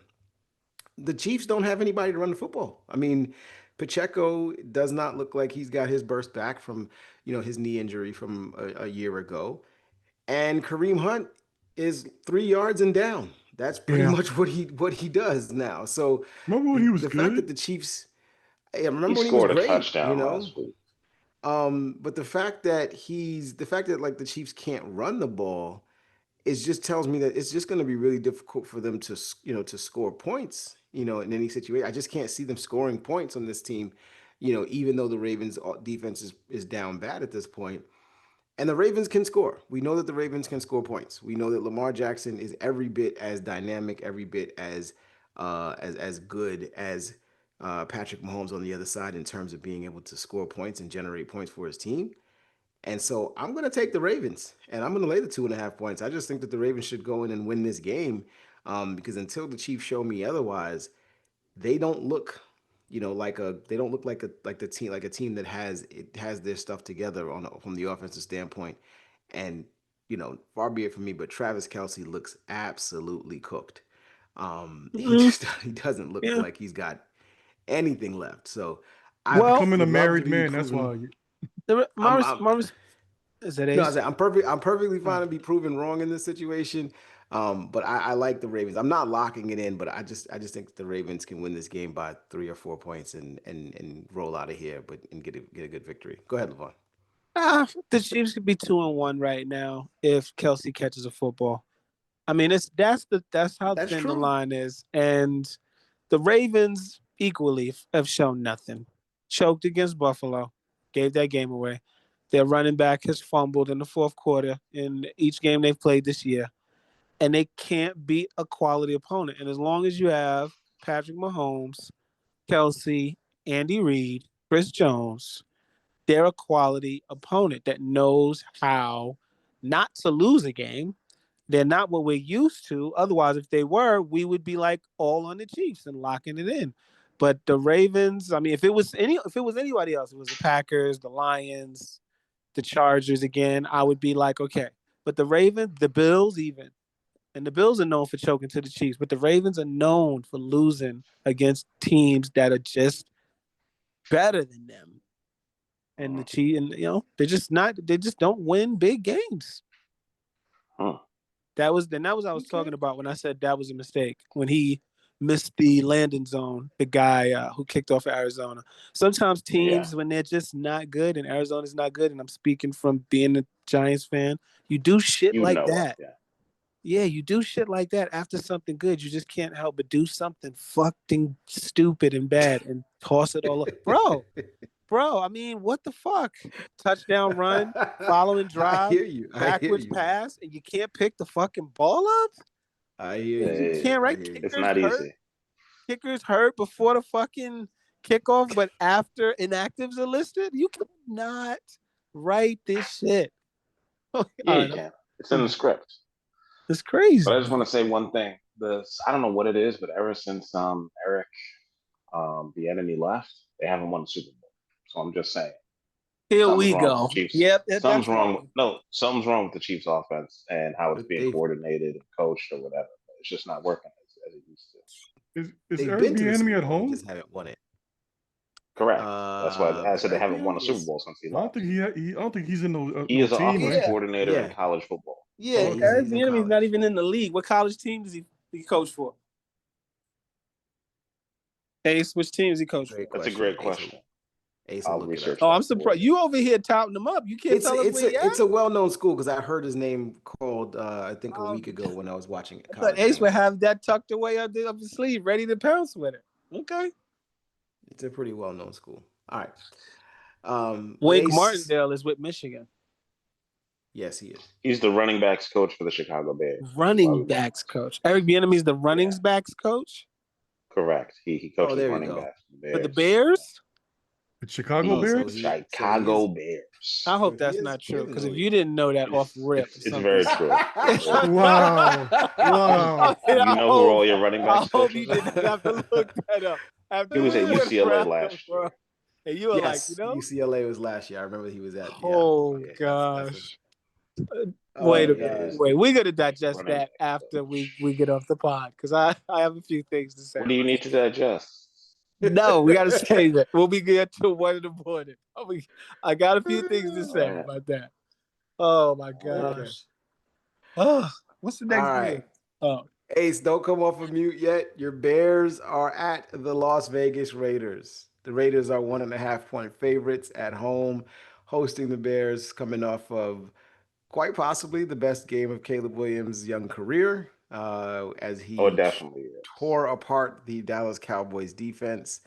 And him and Ben Johnson got their first victory of the season. The Raiders are 1-2 after they won their first game in New England. They've lost their last two, and they're coming back home after a bad loss against the Commanders. So, Bears at Raiders. Raiders 1.5 point favorites. Over unders 47.5 on this game. Who do you got? Give me the Bears as my final lock of the week. Right? Is this my fifth? This would be your sixth. Actually, you actually already have five. How did I have five? What is the fifth? You have the Commanders, the Texans, the Panthers, the Colts, and the Ravens. He's trying to I gobble didn't up all lock the in the easy Ravens. ones. That's why. Yes, you did. I didn't lock in the Ravens. No, Okay, I'll give you seriously, the I didn't Bears lock in then. the Ravens. I'm a lock in the Oh, Bears. you don't love your favorite team no more. That is, well, I have a lot of favorites. My favorites all covered. That's why they're my favorites. So give me the Bears. I feel bad for whatever reason Gino's not working, and maybe Tom Brady can give him some pointers because he saw the Bears beat up on the Cowboys last week. So maybe he knows how it's going for them. Maybe he'll tell them how to watch out for the trick plays. But they're not getting any pressure up front with Max Crosby, which is kind of surprising to me because he's one of the better pass rushers. So Is he? that's the only thing he they gave him all that money and it kicked off everybody getting paid on the defensive side of the ball this past offseason. So yeah, everybody wanted to trade for him, and he hasn't been getting it done. He hasn't been very effective in the first 2 games for them. I guess he was okay against the Patriots, but they have a pretty bad offensive line. The Bears' offensive line was able to hold off the Cowboys. So we will see, but it appears the Bears have, taken their practice habits to the playing field and playing in a dome. I think they have the advantage here over a pretty um, pretty average, you know, Raiders team who might be tough. Who I thought was going to be better, but apparently they are not. So let's go with the Bears and 2-2, baby. We back. All right. Ant, over to you. Yeah, I don't believe in the Bears, so I'm going to go with Geno Smith and the Raiders. I'm not going to make this my lock. I'm just going to just say the Raiders going to stomp a mud hole in the Bears. Just Levon, cause. over to you. Um, the Bears are a good young team. They hate the Caleb Williams. Sunstone. He can't over. Just He's talking about sit me, back. but Just sit back and let me go. The Bears are a solid young team with some good young talent, especially on the offensive side of the ball. But their quarterback needs some work, and hopefully Ben Johnson can work and get him right. What we saw against the Cowboys was not a regular occurrence. Take it from me and everyone else, if you pay attention, is telling you that Cowboys defense is trash, because it is, especially their secondary. They've given up over 900 passing yards so far in 3 games. 900 passing yards. They are not good back there. And the Bears were at home in that game. They're going to go out west. They're going to play the Raiders, who have lost 2 games in a row. And I think the Bears are going to take an L. And I think they're going to take a step back offensively. But that doesn't mean that they don't have the talent. I just think Caleb Williams has to work on his processing, his accuracy. He's good throwing the deep ball, but anything intermediate is high. And I've watched a good bit of his games for some reason. I've seen the Bears play a couple of times this year already. He misses high over the middle of the field. He's not very accurate. I've seen him skip balls on a check down. And he's not an accurate passer at this point in time. And not every defense is going to be Dallas. So I'm taking the Raiders off the strength that they are the home team. I think this is a very low scoring game, and I got the under. The thing that scares me about this game in general is that the Bears, despite the offensive explosion that they had against the Cowboys, they have not been able to run the football well. And it doesn't seem like I was actually surprised, Ace, just thinking about the Bears, that when Ben Johnson got the job, he actually kept DeAndre Swift as a running back, seeing as that he got rid of DeAndre Swift and he was No. instrumental He didn't get rid of in. him. Yes, he was. He was instrumental The in getting rid of DeAndre GM Swift did. when he was in Detroit. He was instrumental in the drafting of Jahmyr Gibbs, and he was instrumental in the trading of DeAndre Swift. That was a joint decision that I'm fully aware that he Oh was a yeah, part you were of. in the room. I Yeah, was absolutely. I we're look. I was consulting you on these absolutely. decisions. Look. I was absolutely the report. The reports that came out of that situation and what he said, what was said about DeAndre Swift, was very very clear that he does not have the burst to actually he can't bounce off of tackles and he goes down on the first hit and Mm. that seems to have carried with him all the way to Philadelphia, which is why he got bounced out of there, went to the Bears, and I I was mean, surprised that they kept him when Ben Johnson came over. Don't That worry, said, the he had give it Bears a have year. He not. get bounced out. he had That a said, pretty good season with Philly. that said, the Bears have not been able to run the football effectively, and that has led to Caleb Williams having to do a lot more than probably was expected in his passing offense. I'm taking the Raiders here as well. I think that Pete Carroll and the squad over there in Vegas should be able to take care of business against this Bears team. I think that I want to see whether or not last week was an aberration. And I hope that it wasn't because I was actually rooting for Caleb Williams a little bit, coming into his rookie season. So I want to see him do well, except for when he plays my Lions. I could care less about who else they play against. But the Raiders should win this game. I'll take the Raiders and the under, but I'm not locking this in. Now this is All my right. lock: Packers at the Cowboys. Sunday night football. Packers are giving 7 points on the road against the That's it. Cowboys. This is the Micah Bowl that everybody was waiting for. It's weird that this game is, like week 4. They traded him at the beginning of the season, and only 4 weeks later, he is now back as a member of the opposition going against the Cowboys. This is just a very, very interesting, very intriguing Sunday night football game, which I'm sure everybody will be tuned into, Packer Nation as well as the Cowboy fans. Um, Cowboys are 7 point underdogs. Did you? CeeDee Oh, Lamb's maybe I probably heard not that wrong. playing. CeeDee Lamb's is likely not playing. I believe he's got, what is it? Is it a hamstring or a knee? I can't remember what it is. High ankle sprain. Oh, high ankle sprain. So he's out. Um, and the Cowboys are just banged up all over the place, and they're bad, and their defense is horrible. So I'm gonna go first, and I'm gonna lock in the Packers. I'll give the 7. I want to see. I want to be wrong. I want to see the Cowboys win this game. I know Levon does not want to see the Cowboys win this game. I want to see the Cowboys win this game because I just want to hear what the conversation is about the Packers going into Week 5. But I'm gonna lock in the Packers. I just can't believe that Micah won't have himself a game in his return to Dallas. So I'm going to take the Packers. I'm going to lock this in, and I will take the over at 47.5. Levon, over to you. Can you guys hear me? Yep. Yep. Yeah. How many locks do I have? Because I'm locking this one too. How many locks do I have? You 7. have 4. You have 4. So this will be my 5th? Yes. Okay. Yeah, Packers and over. Green Bay laid an egg last week. They're well aware of it. Micah's got motivation. Dallas's defense is terrible. And it's not going to get any better. There's no help coming. Schematically, it's terrible. As far as personnel, it's terrible. And there's no relief coming from anywhere in this game. So the Packers will get what they want in Dallas. Micah will, barring a miracle of epic proportions, CD is out in this game. He's got the high ankle.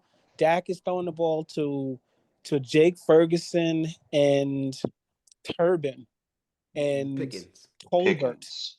So, I mean, yeah. This one could get ugly. When's the last time they played? Was it when Green Bay bounced them out of the playoffs? I think The so. last time Yeah, I they think so. played? Where they upset the Cowboys and bounced them out? Yeah. I mean, that's Revenge the only game. thing Dallas has going for them is that little tidbit, revenge. But that's not going to be enough. I don't know if there's much else to say. Lock this in. Packers and over. All right. Ant. Yeah, Michael Paulson might have said earlier that this is just a regular game, but he also said that he still has his personal suite in Dallas. So it's going to be everybody he knows. It's going to be packed up in that suite over there wearing Green Bay jerseys. I think this might be the reason also why Green Bay might have mailed it in last week, because this was just quite, let's get this beat down for Michael Parsons week, and it's going to go off. So I'm going to go with the Green Bay on this one. I'm taking the over. There's going to be a beat down. I think Dak's going to get sacked twice on this one by Michael Parsons, and put that in there as a side bet as well. So I'm going to take Green Bay. I'm going to take the over. This is going to embarrass Jerry Jones. He's going to have so many mics that he's going to try to run away at the end of the game. So many mics shoved in his face. Are you locking this in or no? Oh no, I'm saying my lock in for a very special game. My last lock. Okay. Very The special. Jets? Yeah, Jets of course. play? Happy with three so far. The crappy Jets. They only happy with 3 so far. Yes, that's why I was asking. Oh, I thought I had 4. If you with the Saints, the Giants, and the Bucks. Okay, so make Another this my lock as well then. So I didn't see the Jets game for some reason. When did they play? They play on Monday. That's why it's not Monday Night Football, unfortunately. What the freak? Oh, yeah, gotcha. that's the game we might as well watch the Manning cast. So they can 2 make it games. more, Gotcha. I was like, damn, the schedule Yeah. looks. Why didn't I check? Okay. Definitely watch the Manning ABC. cast on that one. ESPN got a couple of extra football games because of the deal they cut with the NFL. Yeah, So they're doing more double headers early. And when they do the double headers, usually the first one. Yeah, because I remember, I knew it looked short. I was like, what the hell are the Jets and the Bengals? Okay, makes sense. Yeah, because you're always looking for the Bengals on the schedule. Ace, what's your pick here? I'm taking the Cowboys. Put some respect in their name. You know what I'm saying? Parsons questionable with the back. Josh Jacobs questionable with the ankle. Aaron Banks questionable. Their Tucker Kraft is questionable with a knee. Everybody, Javon Bullard has got a concussion. Their offensive tackle is questionable with an ankle. They have so many guys that are like kind of hurt. People think that they're deep, but they're not deep. One guy got hurt. Now it's a problem. So I don't think they're going to be able to run the ball. Jacobs is, he wasn't great last week. I don't think he's going to be better this week. I think they're coming out of it again, getting hurt from just having the Browns beat the hell out of them for the whole game. They just beat them down. And Matthew Golden is a rookie, and I think that the Cowboys, are going to do what they need to do to try to get this win here. Their defense is and they know it, and they're going to have to step up and do something because they don't have CD for these deep passes, and George Pickens he's doing pretty good. He's got 2 TDs through 3 games. Devon Turpin's a pretty exciting player. Like, we'll almost act like those guys don't get paid too, but they're pretty good at what they do. Brandon Aubrey is 8 for 8 on field goals, 4 for 50. So maybe they'll just field goal him. Anytime they get within 60, they'll just kick a field goal, and that's what they got to do. That's what they got to do. But at least they know they can always kick it. Point blank period. Dak has thrown 3 picks, but he's got 800 yards. So those are the all the yards that the Bears gave up. But he's not exactly covering spreads here. He's getting a lot of losses, and if they fall to 0-4, 1-3, it'll really be a problem for them because I bet a lot of people in Dallas expected them to win that game last week. Not me, but hey, they competed with the Eagles, but when they're at home, they have won. So I think they're going to win this one at home, especially Sunday night. They'll be more prepared. And they're going to make an example to go at Micah and try to embarrass him. So we'll see how that goes. So I'm going to take the Cowboys this week. All right. Monday Night Football, as we kind of alluded to and before the rundown of before the Ace went. The Jets in Miami to take on the Miami Dolphins. The Dolphins are 2.5-point favorites here, and the podium is yours. Well, you think that I'll go against my Jets on this one. That'll be the more logical choice, but I'm going to go the opposite way. Obviously, this week I'm actually going to go for my fandom. So I'm going to take the Jets, and I'm going to take the over in this one. This is actually going to be a good game, in my opinion. I think the Jets going to bounce back from the last 3 games of losing. This is basically the toilet bowl game. Is Jets is 0-3, Miami is 0-3. I think the only difference is that the Jets in their 3 losses, only 1 game that they basically gave up on, and that was against the Bills, against the Steelers, and of course against last week. They basically was working their way to come back and try to win the game. So I think they're going to actually go be a little bit more of a team on this game. There's a lot of pressure here going on Steve Wilkes. The fandom is basically having pitchforks against this guy already, especially when they start looking at this guy's history of of how he shows up and then he has a little shaky up and down with his defensive coaching. But I think it's more of with the players, in my opinion, when it comes to the defense and the offense, because they're basically learning new systems. On the defense, they still got a little bit of Salah in them. And also you got Aaron Glenn laying down his defense, but it's being called by Steve Wilkes, who basically has a different type of style, and he's switching over to Aaron Glenn type of style. So I think this team is coming together little by little. Now it's going to be a slow moving ship, but we hyping up this game for a 6:15 for me game, 6:15, 7:15 for anyone on the East Coast. I doubt anybody's going to be they're going to really have any real coverages on this game. But I want to take the Jets on this one. Obviously, I want to take the over, and I'm going to lock. This is going to be my final lock of the game. Who knows? Maybe we might pull another Monday Night Miracle type of game. We should have had it last week. I know that. We definitely should have won that last week. And Aaron Glenn doing that old man dance, and now this became a what's the name of social media meme. They putting every dang on old school song on that. I have to admit I love the memes associated with that dance. That was great. And you say that this is the week you're not betting, or you're betting with your fandom, and you're not betting with your with your like this is the third of the fourth weeks you've bet the Jets. You picked the Jets every week except last week against the Bucks. I could have sworn I picked against the Jets this whole year. No, you've picked the Jets. You picked the Jets against the Steelers. You picked the Jets in week 2. I can't remember who you guys played. And then you picked, but you we did played pick against the Bills in week 2. Yes, We picked the Jets against the Bills. Yeah, because that makes. But you did pick the Jets against. Okay. You did pick the Bucks to beat the Jets, and you actually lost that bet because Todd the Bucks was Bowles. up by 6.5, and you lost I could have that bet. sworn I still swore that that was gonna.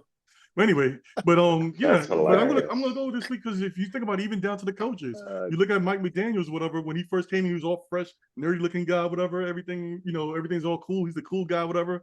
Look at him now. He look like he's beat up. Quite his seat is hot, and he's looking like they're about to run him out of town. Even though the Jets lost the 3 weeks in a row, you still see Aaron Glenn hyped up, quite cheering on his team and everything like that, and he's being him. So. There's a big difference, and I'm I also saying, feel I'm not knocking you, Ed. I just found it funny. You said, I'm betting. I'm not betting with I'm betting. It's this week. It's like this week I'm betting my fandom. But when I picked them against the Bills, that was on raw data.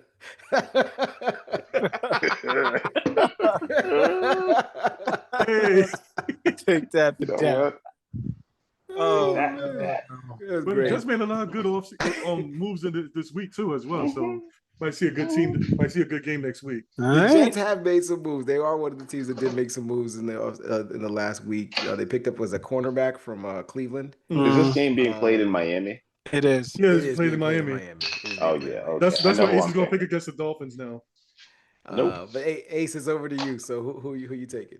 Give me the Dolphins. Let's wrap this up. Of course, the Dolphins. What are we talking about here? Ant's picking with his heart or his head. That's ridiculous. Talk about this is come on, like they're gonna beat the brakes off. This is gonna be the lowest scoring game of the week, though, and really because Tyrod Taylor is playing. No, it's not. Fields might come back. Fields is practicing. He has a concussion. He practiced last week too. He has to get a concussion protocol. Until they tell me that, I don't give the Jets a chance. They need somebody who can move back there. And Tyrod Taylor, I think, is finally a little too old to be doing this. And maybe even if y'all take out Tua, maybe Zach Wilson just comes in and carves y'all up. Maybe this is the Zach Wilson revenge game. So. Oh, I'll hate that if Zach Wilson comes out and all of a sudden beats us. We're winning and stuff like that. Knock out Tua, like we tearing it up. And then he just starts running on y'all. All of a sudden, Zach Wilson come out of nowhere and stuff like that. Yeah, so he actually turns into Drew Brees or something. Just give me Zach Wilson and the fins up. Let's go. That would be so fitting if Zach Wilson was to get into this game against you guys. If Zach Wilson comes out next week Monday, I'm wearing a paper bag over my head. I'm taking it back to those days. We'll make that your avatar for the video. I like the Dolphins here. I want to pick the Jets, but I do like the Dolphins here. I think just a quick statistical thing here. As I think I mentioned earlier, maybe before we started recording, but I know that the Jets are playing Aaron Glenn's defensive style, so it's a lot of heavy man coverage, and against this team with the speed that they have at receiver, That's likely going to be a problem because they'll just run a whole bunch of crossers and plays that get guys like Tyreek and Jalen Waddle open.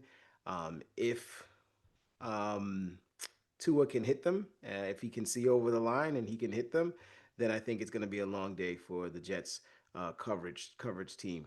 But I do not. I'm definitely never. I already have all my 5 locks. I wouldn't lock this in even if I could, because I do believe the Dolphins are definitely primed for a horrible performance every once in a while, and are one of the worst teams in the NFL. I just think because they're home, I'll give the 2.5 points, and I'll lay the 2.5 points, and I'll go with the Dolphins. But Levon, over to you. Somebody's got to get a win here. Two teams that aren't very good, and it's on prime time. And I know I've saw a stat about the Jets and the Giants having so many primetime games and they don't deserve it. Our records in prime time are like combined less than 10 wins and over 30 losses or something like that. Maybe over 25 losses. It's bad. Oof. This is for the Dolphins and the Jets fans for sure. I know the Jet defense has been bad. They can't really stop anybody. And the Dolphins do have Hill and Waddle. Waddle did get banged up. Plus, the Dolphins have that long rest they're coming off of. Last time they played was that Thursday night game, and they're not going to play Sunday, so they're playing Monday. Tough game to call, and when it's tough to call, I'm going with the home team. I'm Are you taking the serious? Dolphins. This is Yeah, tough to call. Word. it is tough to call because, like I said, when it comes, just like with the Saints, you got to factor in when you got two teams where both teams pretty much their season is done. You got to start factoring in things that go beyond the X's and O's at that point. They're both bad. Who's injured, who's not? Is Fields coming back? We don't know because it's Thursday. How healthy is Waddle going to be? Is Waller going to play, et cetera, et cetera? Who's on the hot seat? Aaron Glenn might think he's on the hot seat. He's a first-year coach. His team is winless. One minute he's saying, no more victories, and the next minute he's clapping after a loss, talking about we fought hard. So, I mean, he's feeling it. If that's not a telltale sign, he's feeling it. I don't know what is. But yeah, home team, close game. Give me the Dolphins and the under. All right. Last but not least, we're at the Did home you pick this, stretch. Millie? We all picked. That was Yeah, quick. yeah, we all picked the Dolphins except Ant, who looked at the who picked with his heart and selected the Jets. He looked at the data. He looked at the data, and the data The said, data. "Pick with your heart." Yeah, I said, but that's said pick with the heart. We just got Jarvis Brownlee, Said the heart wants what the heart wants. We got No, Jarvis I am Brownlee rooting for the now Jets though, for the because cornerback. Aaron Glenn's my guy. And Tanner Angstrom's my guy, so I do want to see them perform well. So I'm hoping that the Jets do get this dub. All right, Bengals at the Broncos, last game of the slate, Monday Night Football as well.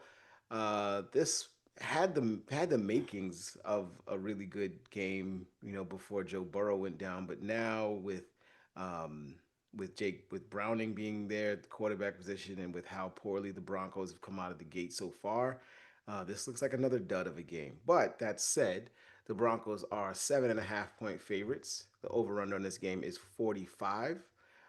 So it's looking like the Vegas and everybody is believing that the Broncos still have something to play for. So and the Bengals are they're not believing in the Bengals and the Jake Browning situation at all, even though the receivers there are very very good.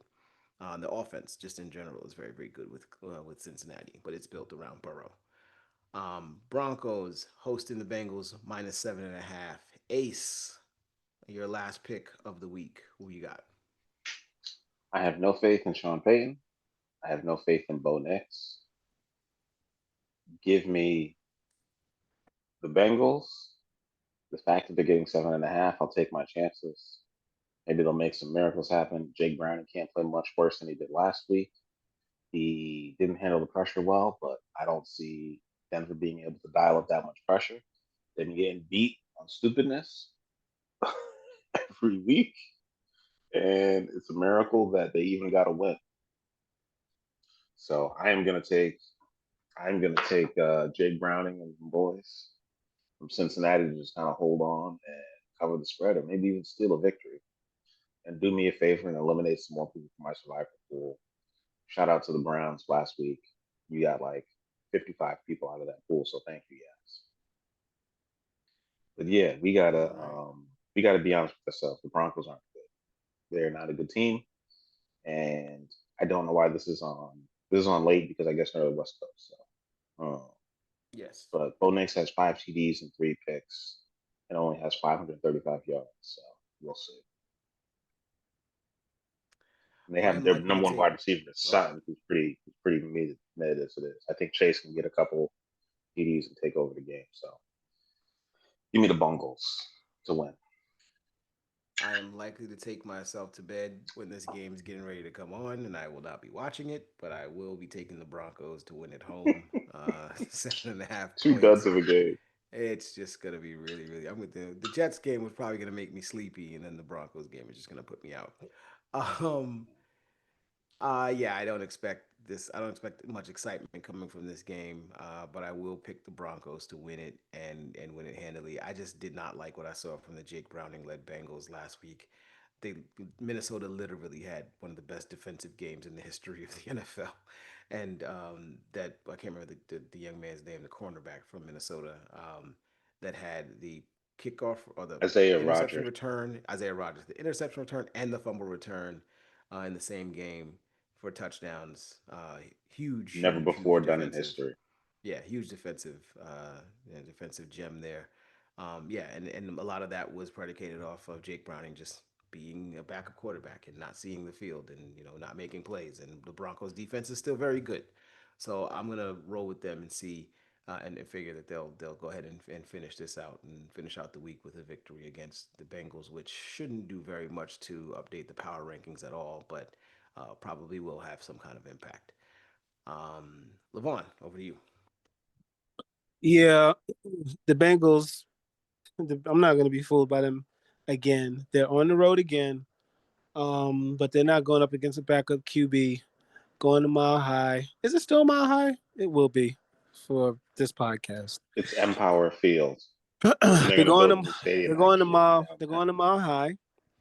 The Empire. Broncos played the Chargers, the best team or one of the best teams in football, to within 3 points, a last minute field goal, and Bo Nix missed open receivers that probably might have won them that game. And the Broncos played the Colts. Not close, I don't think. No, it wasn't a blowout game. It was also a close game. So they're on the fringes, and I think they'll roll in this game because the Bengals, without Joe Burrow, look hapless, and Browning look lost. He's not going to be able to get Jamar Chase the ball, at least not enough times necessary. They won't lose 40 something to whatever they had like they did last week, but they're still going to lose. So give me the Broncos and the under. All right, and Ant, close us out. Correction, Ace. Is not Empire Field. It's Empire Field at Mile High. So I'm gonna go with the Broncos on this one, and I'm gonna take the over on this one. Actually, I'm gonna take the under this one, but I'm on a, if I had a six lock, I'll lock that in as well. There's no way I'm gonna go with a backup QB that hasn't played a full season or has played multiple games, and I don't really care if he did or not. There's no way I'm gonna go with somebody named Browning. I think that's his last name, right? Nobody cares. But I'm gonna Horrible go with the pick. Broncos on this one. I'm gonna go with the Broncos on this one. I'm gonna go with the better coach as well. Even though I was ragging on them two years ago, I'm gonna go with the Broncos on this one, and they're gonna take that win, take the under. All right. And with that, we are finished with our picks for week 4 of the NFL season. Uh, just give a quick rundown of our locks. Ace is locking in the Commanders, the Texans, the Panthers, the Colts, and the Bears. Ant is locking in the Saints, the Giants, the Buccaneers, the Packers, and the Jets. I am locking in the Vikings, the Chargers, the Eagles, the Rams, and the Packers. And Levon is locking in the Bills, the Buccaneers, the Rams, 49ers, and the Packers. All right, fellas, any shout outs before we roll off? Ace, I'll start with you. I'm eating something, but I hope y'all can hear me. Shout out to Okay. Sandy Brondello, who got fired after winning a championship, taking the Liberty to two finals, winning one, losing the first. Apparently, going to the playoffs every year. New York Liberty head coach is good enough. They're out of their damn mind. I don't know what's up with them, but I guess it's setting a standard of excellence. I think it's just, I don't know. It's just them being insane and asking for too much. Shout out to Caleb Williams for getting it done. And yeah, I don't have too many other. Oh, shout out to who was that who had that ridiculous statement? Shout out to Michael Irvin for just being a maniac on the sideline of the University of Miami versus Florida game. That was fun to watch. I don't know where he gets all that energy at his age, but yeah, he's a crazy person, and I'm always here to see it. I enjoy it. And yeah, shout out to Pat McAfee giving people $250,000 to kick a field goal from 30 yards away on game day. I love it. Keep watching. I'm out. He's done that. I mean, I don't, has anybody made that kick yet? I know that's They I think have, last week. but Last week the but kid not from for that Miami much. didn't Like make it. it's really his own money. That's not ESPN. That is legit his money, which is Yeah. bananas. All right. Ant. I'm just gonna have one shout out this week. I'm gonna give a shout out to Earth, Wind, and Fire for having the song of the month. Everybody knows September keeps on showing up, and almost every single meme is making fun of every football team where they basically getting eliminated. We definitely know what the song is. Like I said, it's September. Earth, Wind, and Fire. You know what that means, Ant? That means we're only 2 months away from your favorite song of the year. You know what I'm talking about. Oh no, I don't want to know that song. Only 2 months away. Your favorite song of the year is getting ready to start playing for a whole month and a half. No, I don't need to know that Start. song. Do not need to know that song at all. All I'm saying is, that's a great song to use. I'm glad, they're getting their recognition because they actually show, even though some of the memes, they actually will switch over to the actual video of it. But anyway, that's my shout out of the week. I'll leave it up to y'all. Go Jets. We're going to definitely win this on Monday. It's going to be the best Monday ever of this year. And everybody got to tune in. All right. Levon, over to you.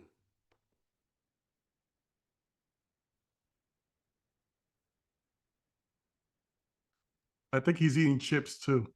He must be eating, so he has no shout outs. I got shout outs. I thought I was unmuted. I muted myself. My bad. I'll take the shout outs. Oh wait, yeah, so I wanted to shout out like Ace, not the coach, but the Liberty for being unceremoniously booted out of the WNBA playoffs. For a defending champ to get beat the way they got beat is very disheartening. It makes it seem like the championship that they won was a bit fluky.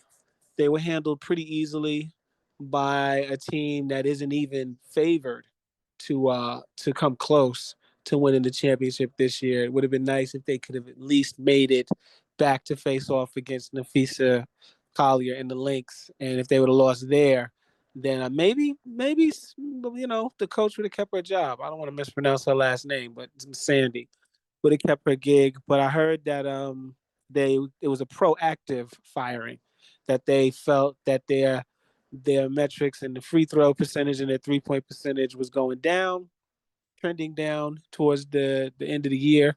And it was a proactive firing in efforts to find someone to keep them more with the times. Maybe they'll get a little bit more athletic next season. Staying on basketball, we getting close to some NBA basketball. Media day was yesterday, and the first day of practice was today. And I am dialed in, locked in to any and everything New York Knickerbocker. And Mike Brown has sat down and talked already. Jalen has talked, Josh, et cetera, et cetera. Got good vibes about the season this year. The bench is looking pretty good. The starting five is looking like it's going to be pretty good. The only worries I have is Josh's finger, which I hope he would have got corrected but did not, and his finger's looking pretty crazy. It's just like making a right left turn. It's not pointing the way it's supposed to be pointing, and it's on his shooting hand, which is alarming to, I guess, the only person is me. He's talking about, I'm just going to wear a splint. I'm like, he already was afraid to shoot with a healthy finger. And now he's got the splint. What does that mean? So we'll have to see. But luckily, if Josh misses some time, like I said, the depth is looking pretty good on the What Knicks. finger is it? Is it the index, the ring? It's the index. It's the index. Mm. Yeah. Not the pointer, not the middle. So yeah, man, that's going to be an issue. At least I think so. You mean you guys got to see a picture of that thing? It is like an offensive lineman's finger, like Brian Baldinger's hand. Anyway, so yeah, shout out to the Knicks. Let's go. Shout out to the Yankees and Aaron Judge. 50, no, 60, no, what is it? 51 Yeah, homers, 51, 50 and 51, right? 51. Yeah, he had 51. Yeah, 50 and 51 in a game in which I think that's the game they clinched the playoffs. I still haven't got to see one game this season. I'll follow the scores and follow pretty much what the team is doing. They make the playoffs. I'll watch if I can. Hopefully they do well. Hopefully they catch Toronto and win the division and walk them down. But we'll see. And shout out last but definitely not least to my New York Giants. I picked against them because I'm trying to win this thing. But this other phone is going off. Apologies. I'm a very popular person. I hope Jackson does well. I want him to throw for 350, 3 tutties, and beat the Chargers.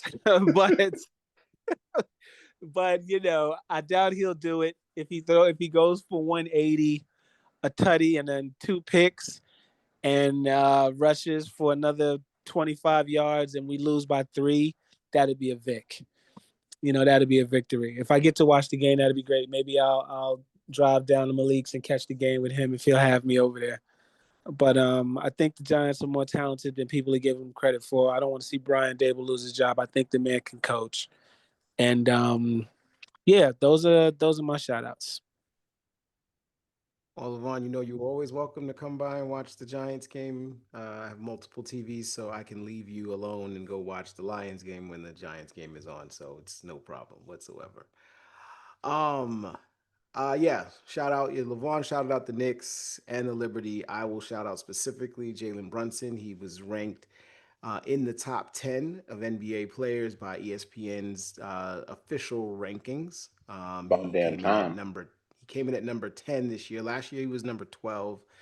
So he came in at number 10 this year, behind the likes of uh, Kevin Durant, LeBron James, Steph Curry, Anthony Edwards, Victor Wembanyama, and so on and so forth. Giannis, Luka, Shea, and Jokic. So he's in that conversation now where you're clearly expecting him to be on an all NBA team on a regular basis and an all-star on a regular basis. And so shout outs to him for getting that recognition and getting to the top 10. We'll see what happens in the first season of the Mike Brown era, and how that plays out for the team. Shout out to Skinny Zion Williamson, looking very, very skinny and very dapper and ready to play.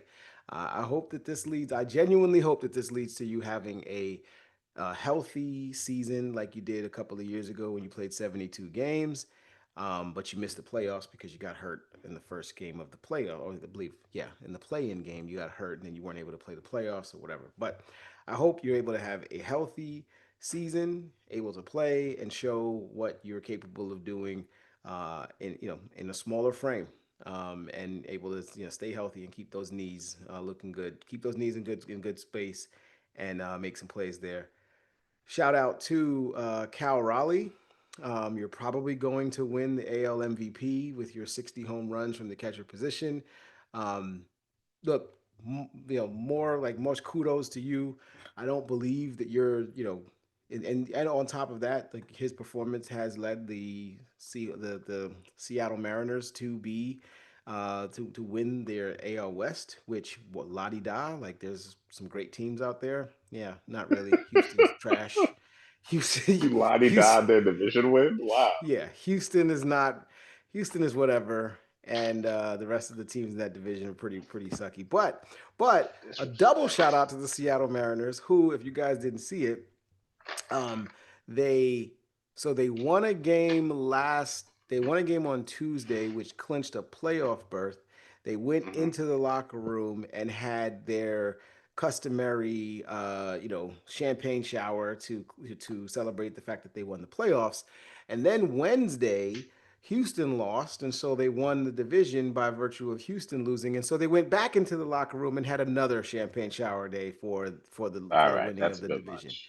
It's a bit much. It's a bit overkill. Y'all But ain't you do know nothing. what? You Shout didn't out even do to anything. shout out to y'all What the hell are you for being celebrating? excessive.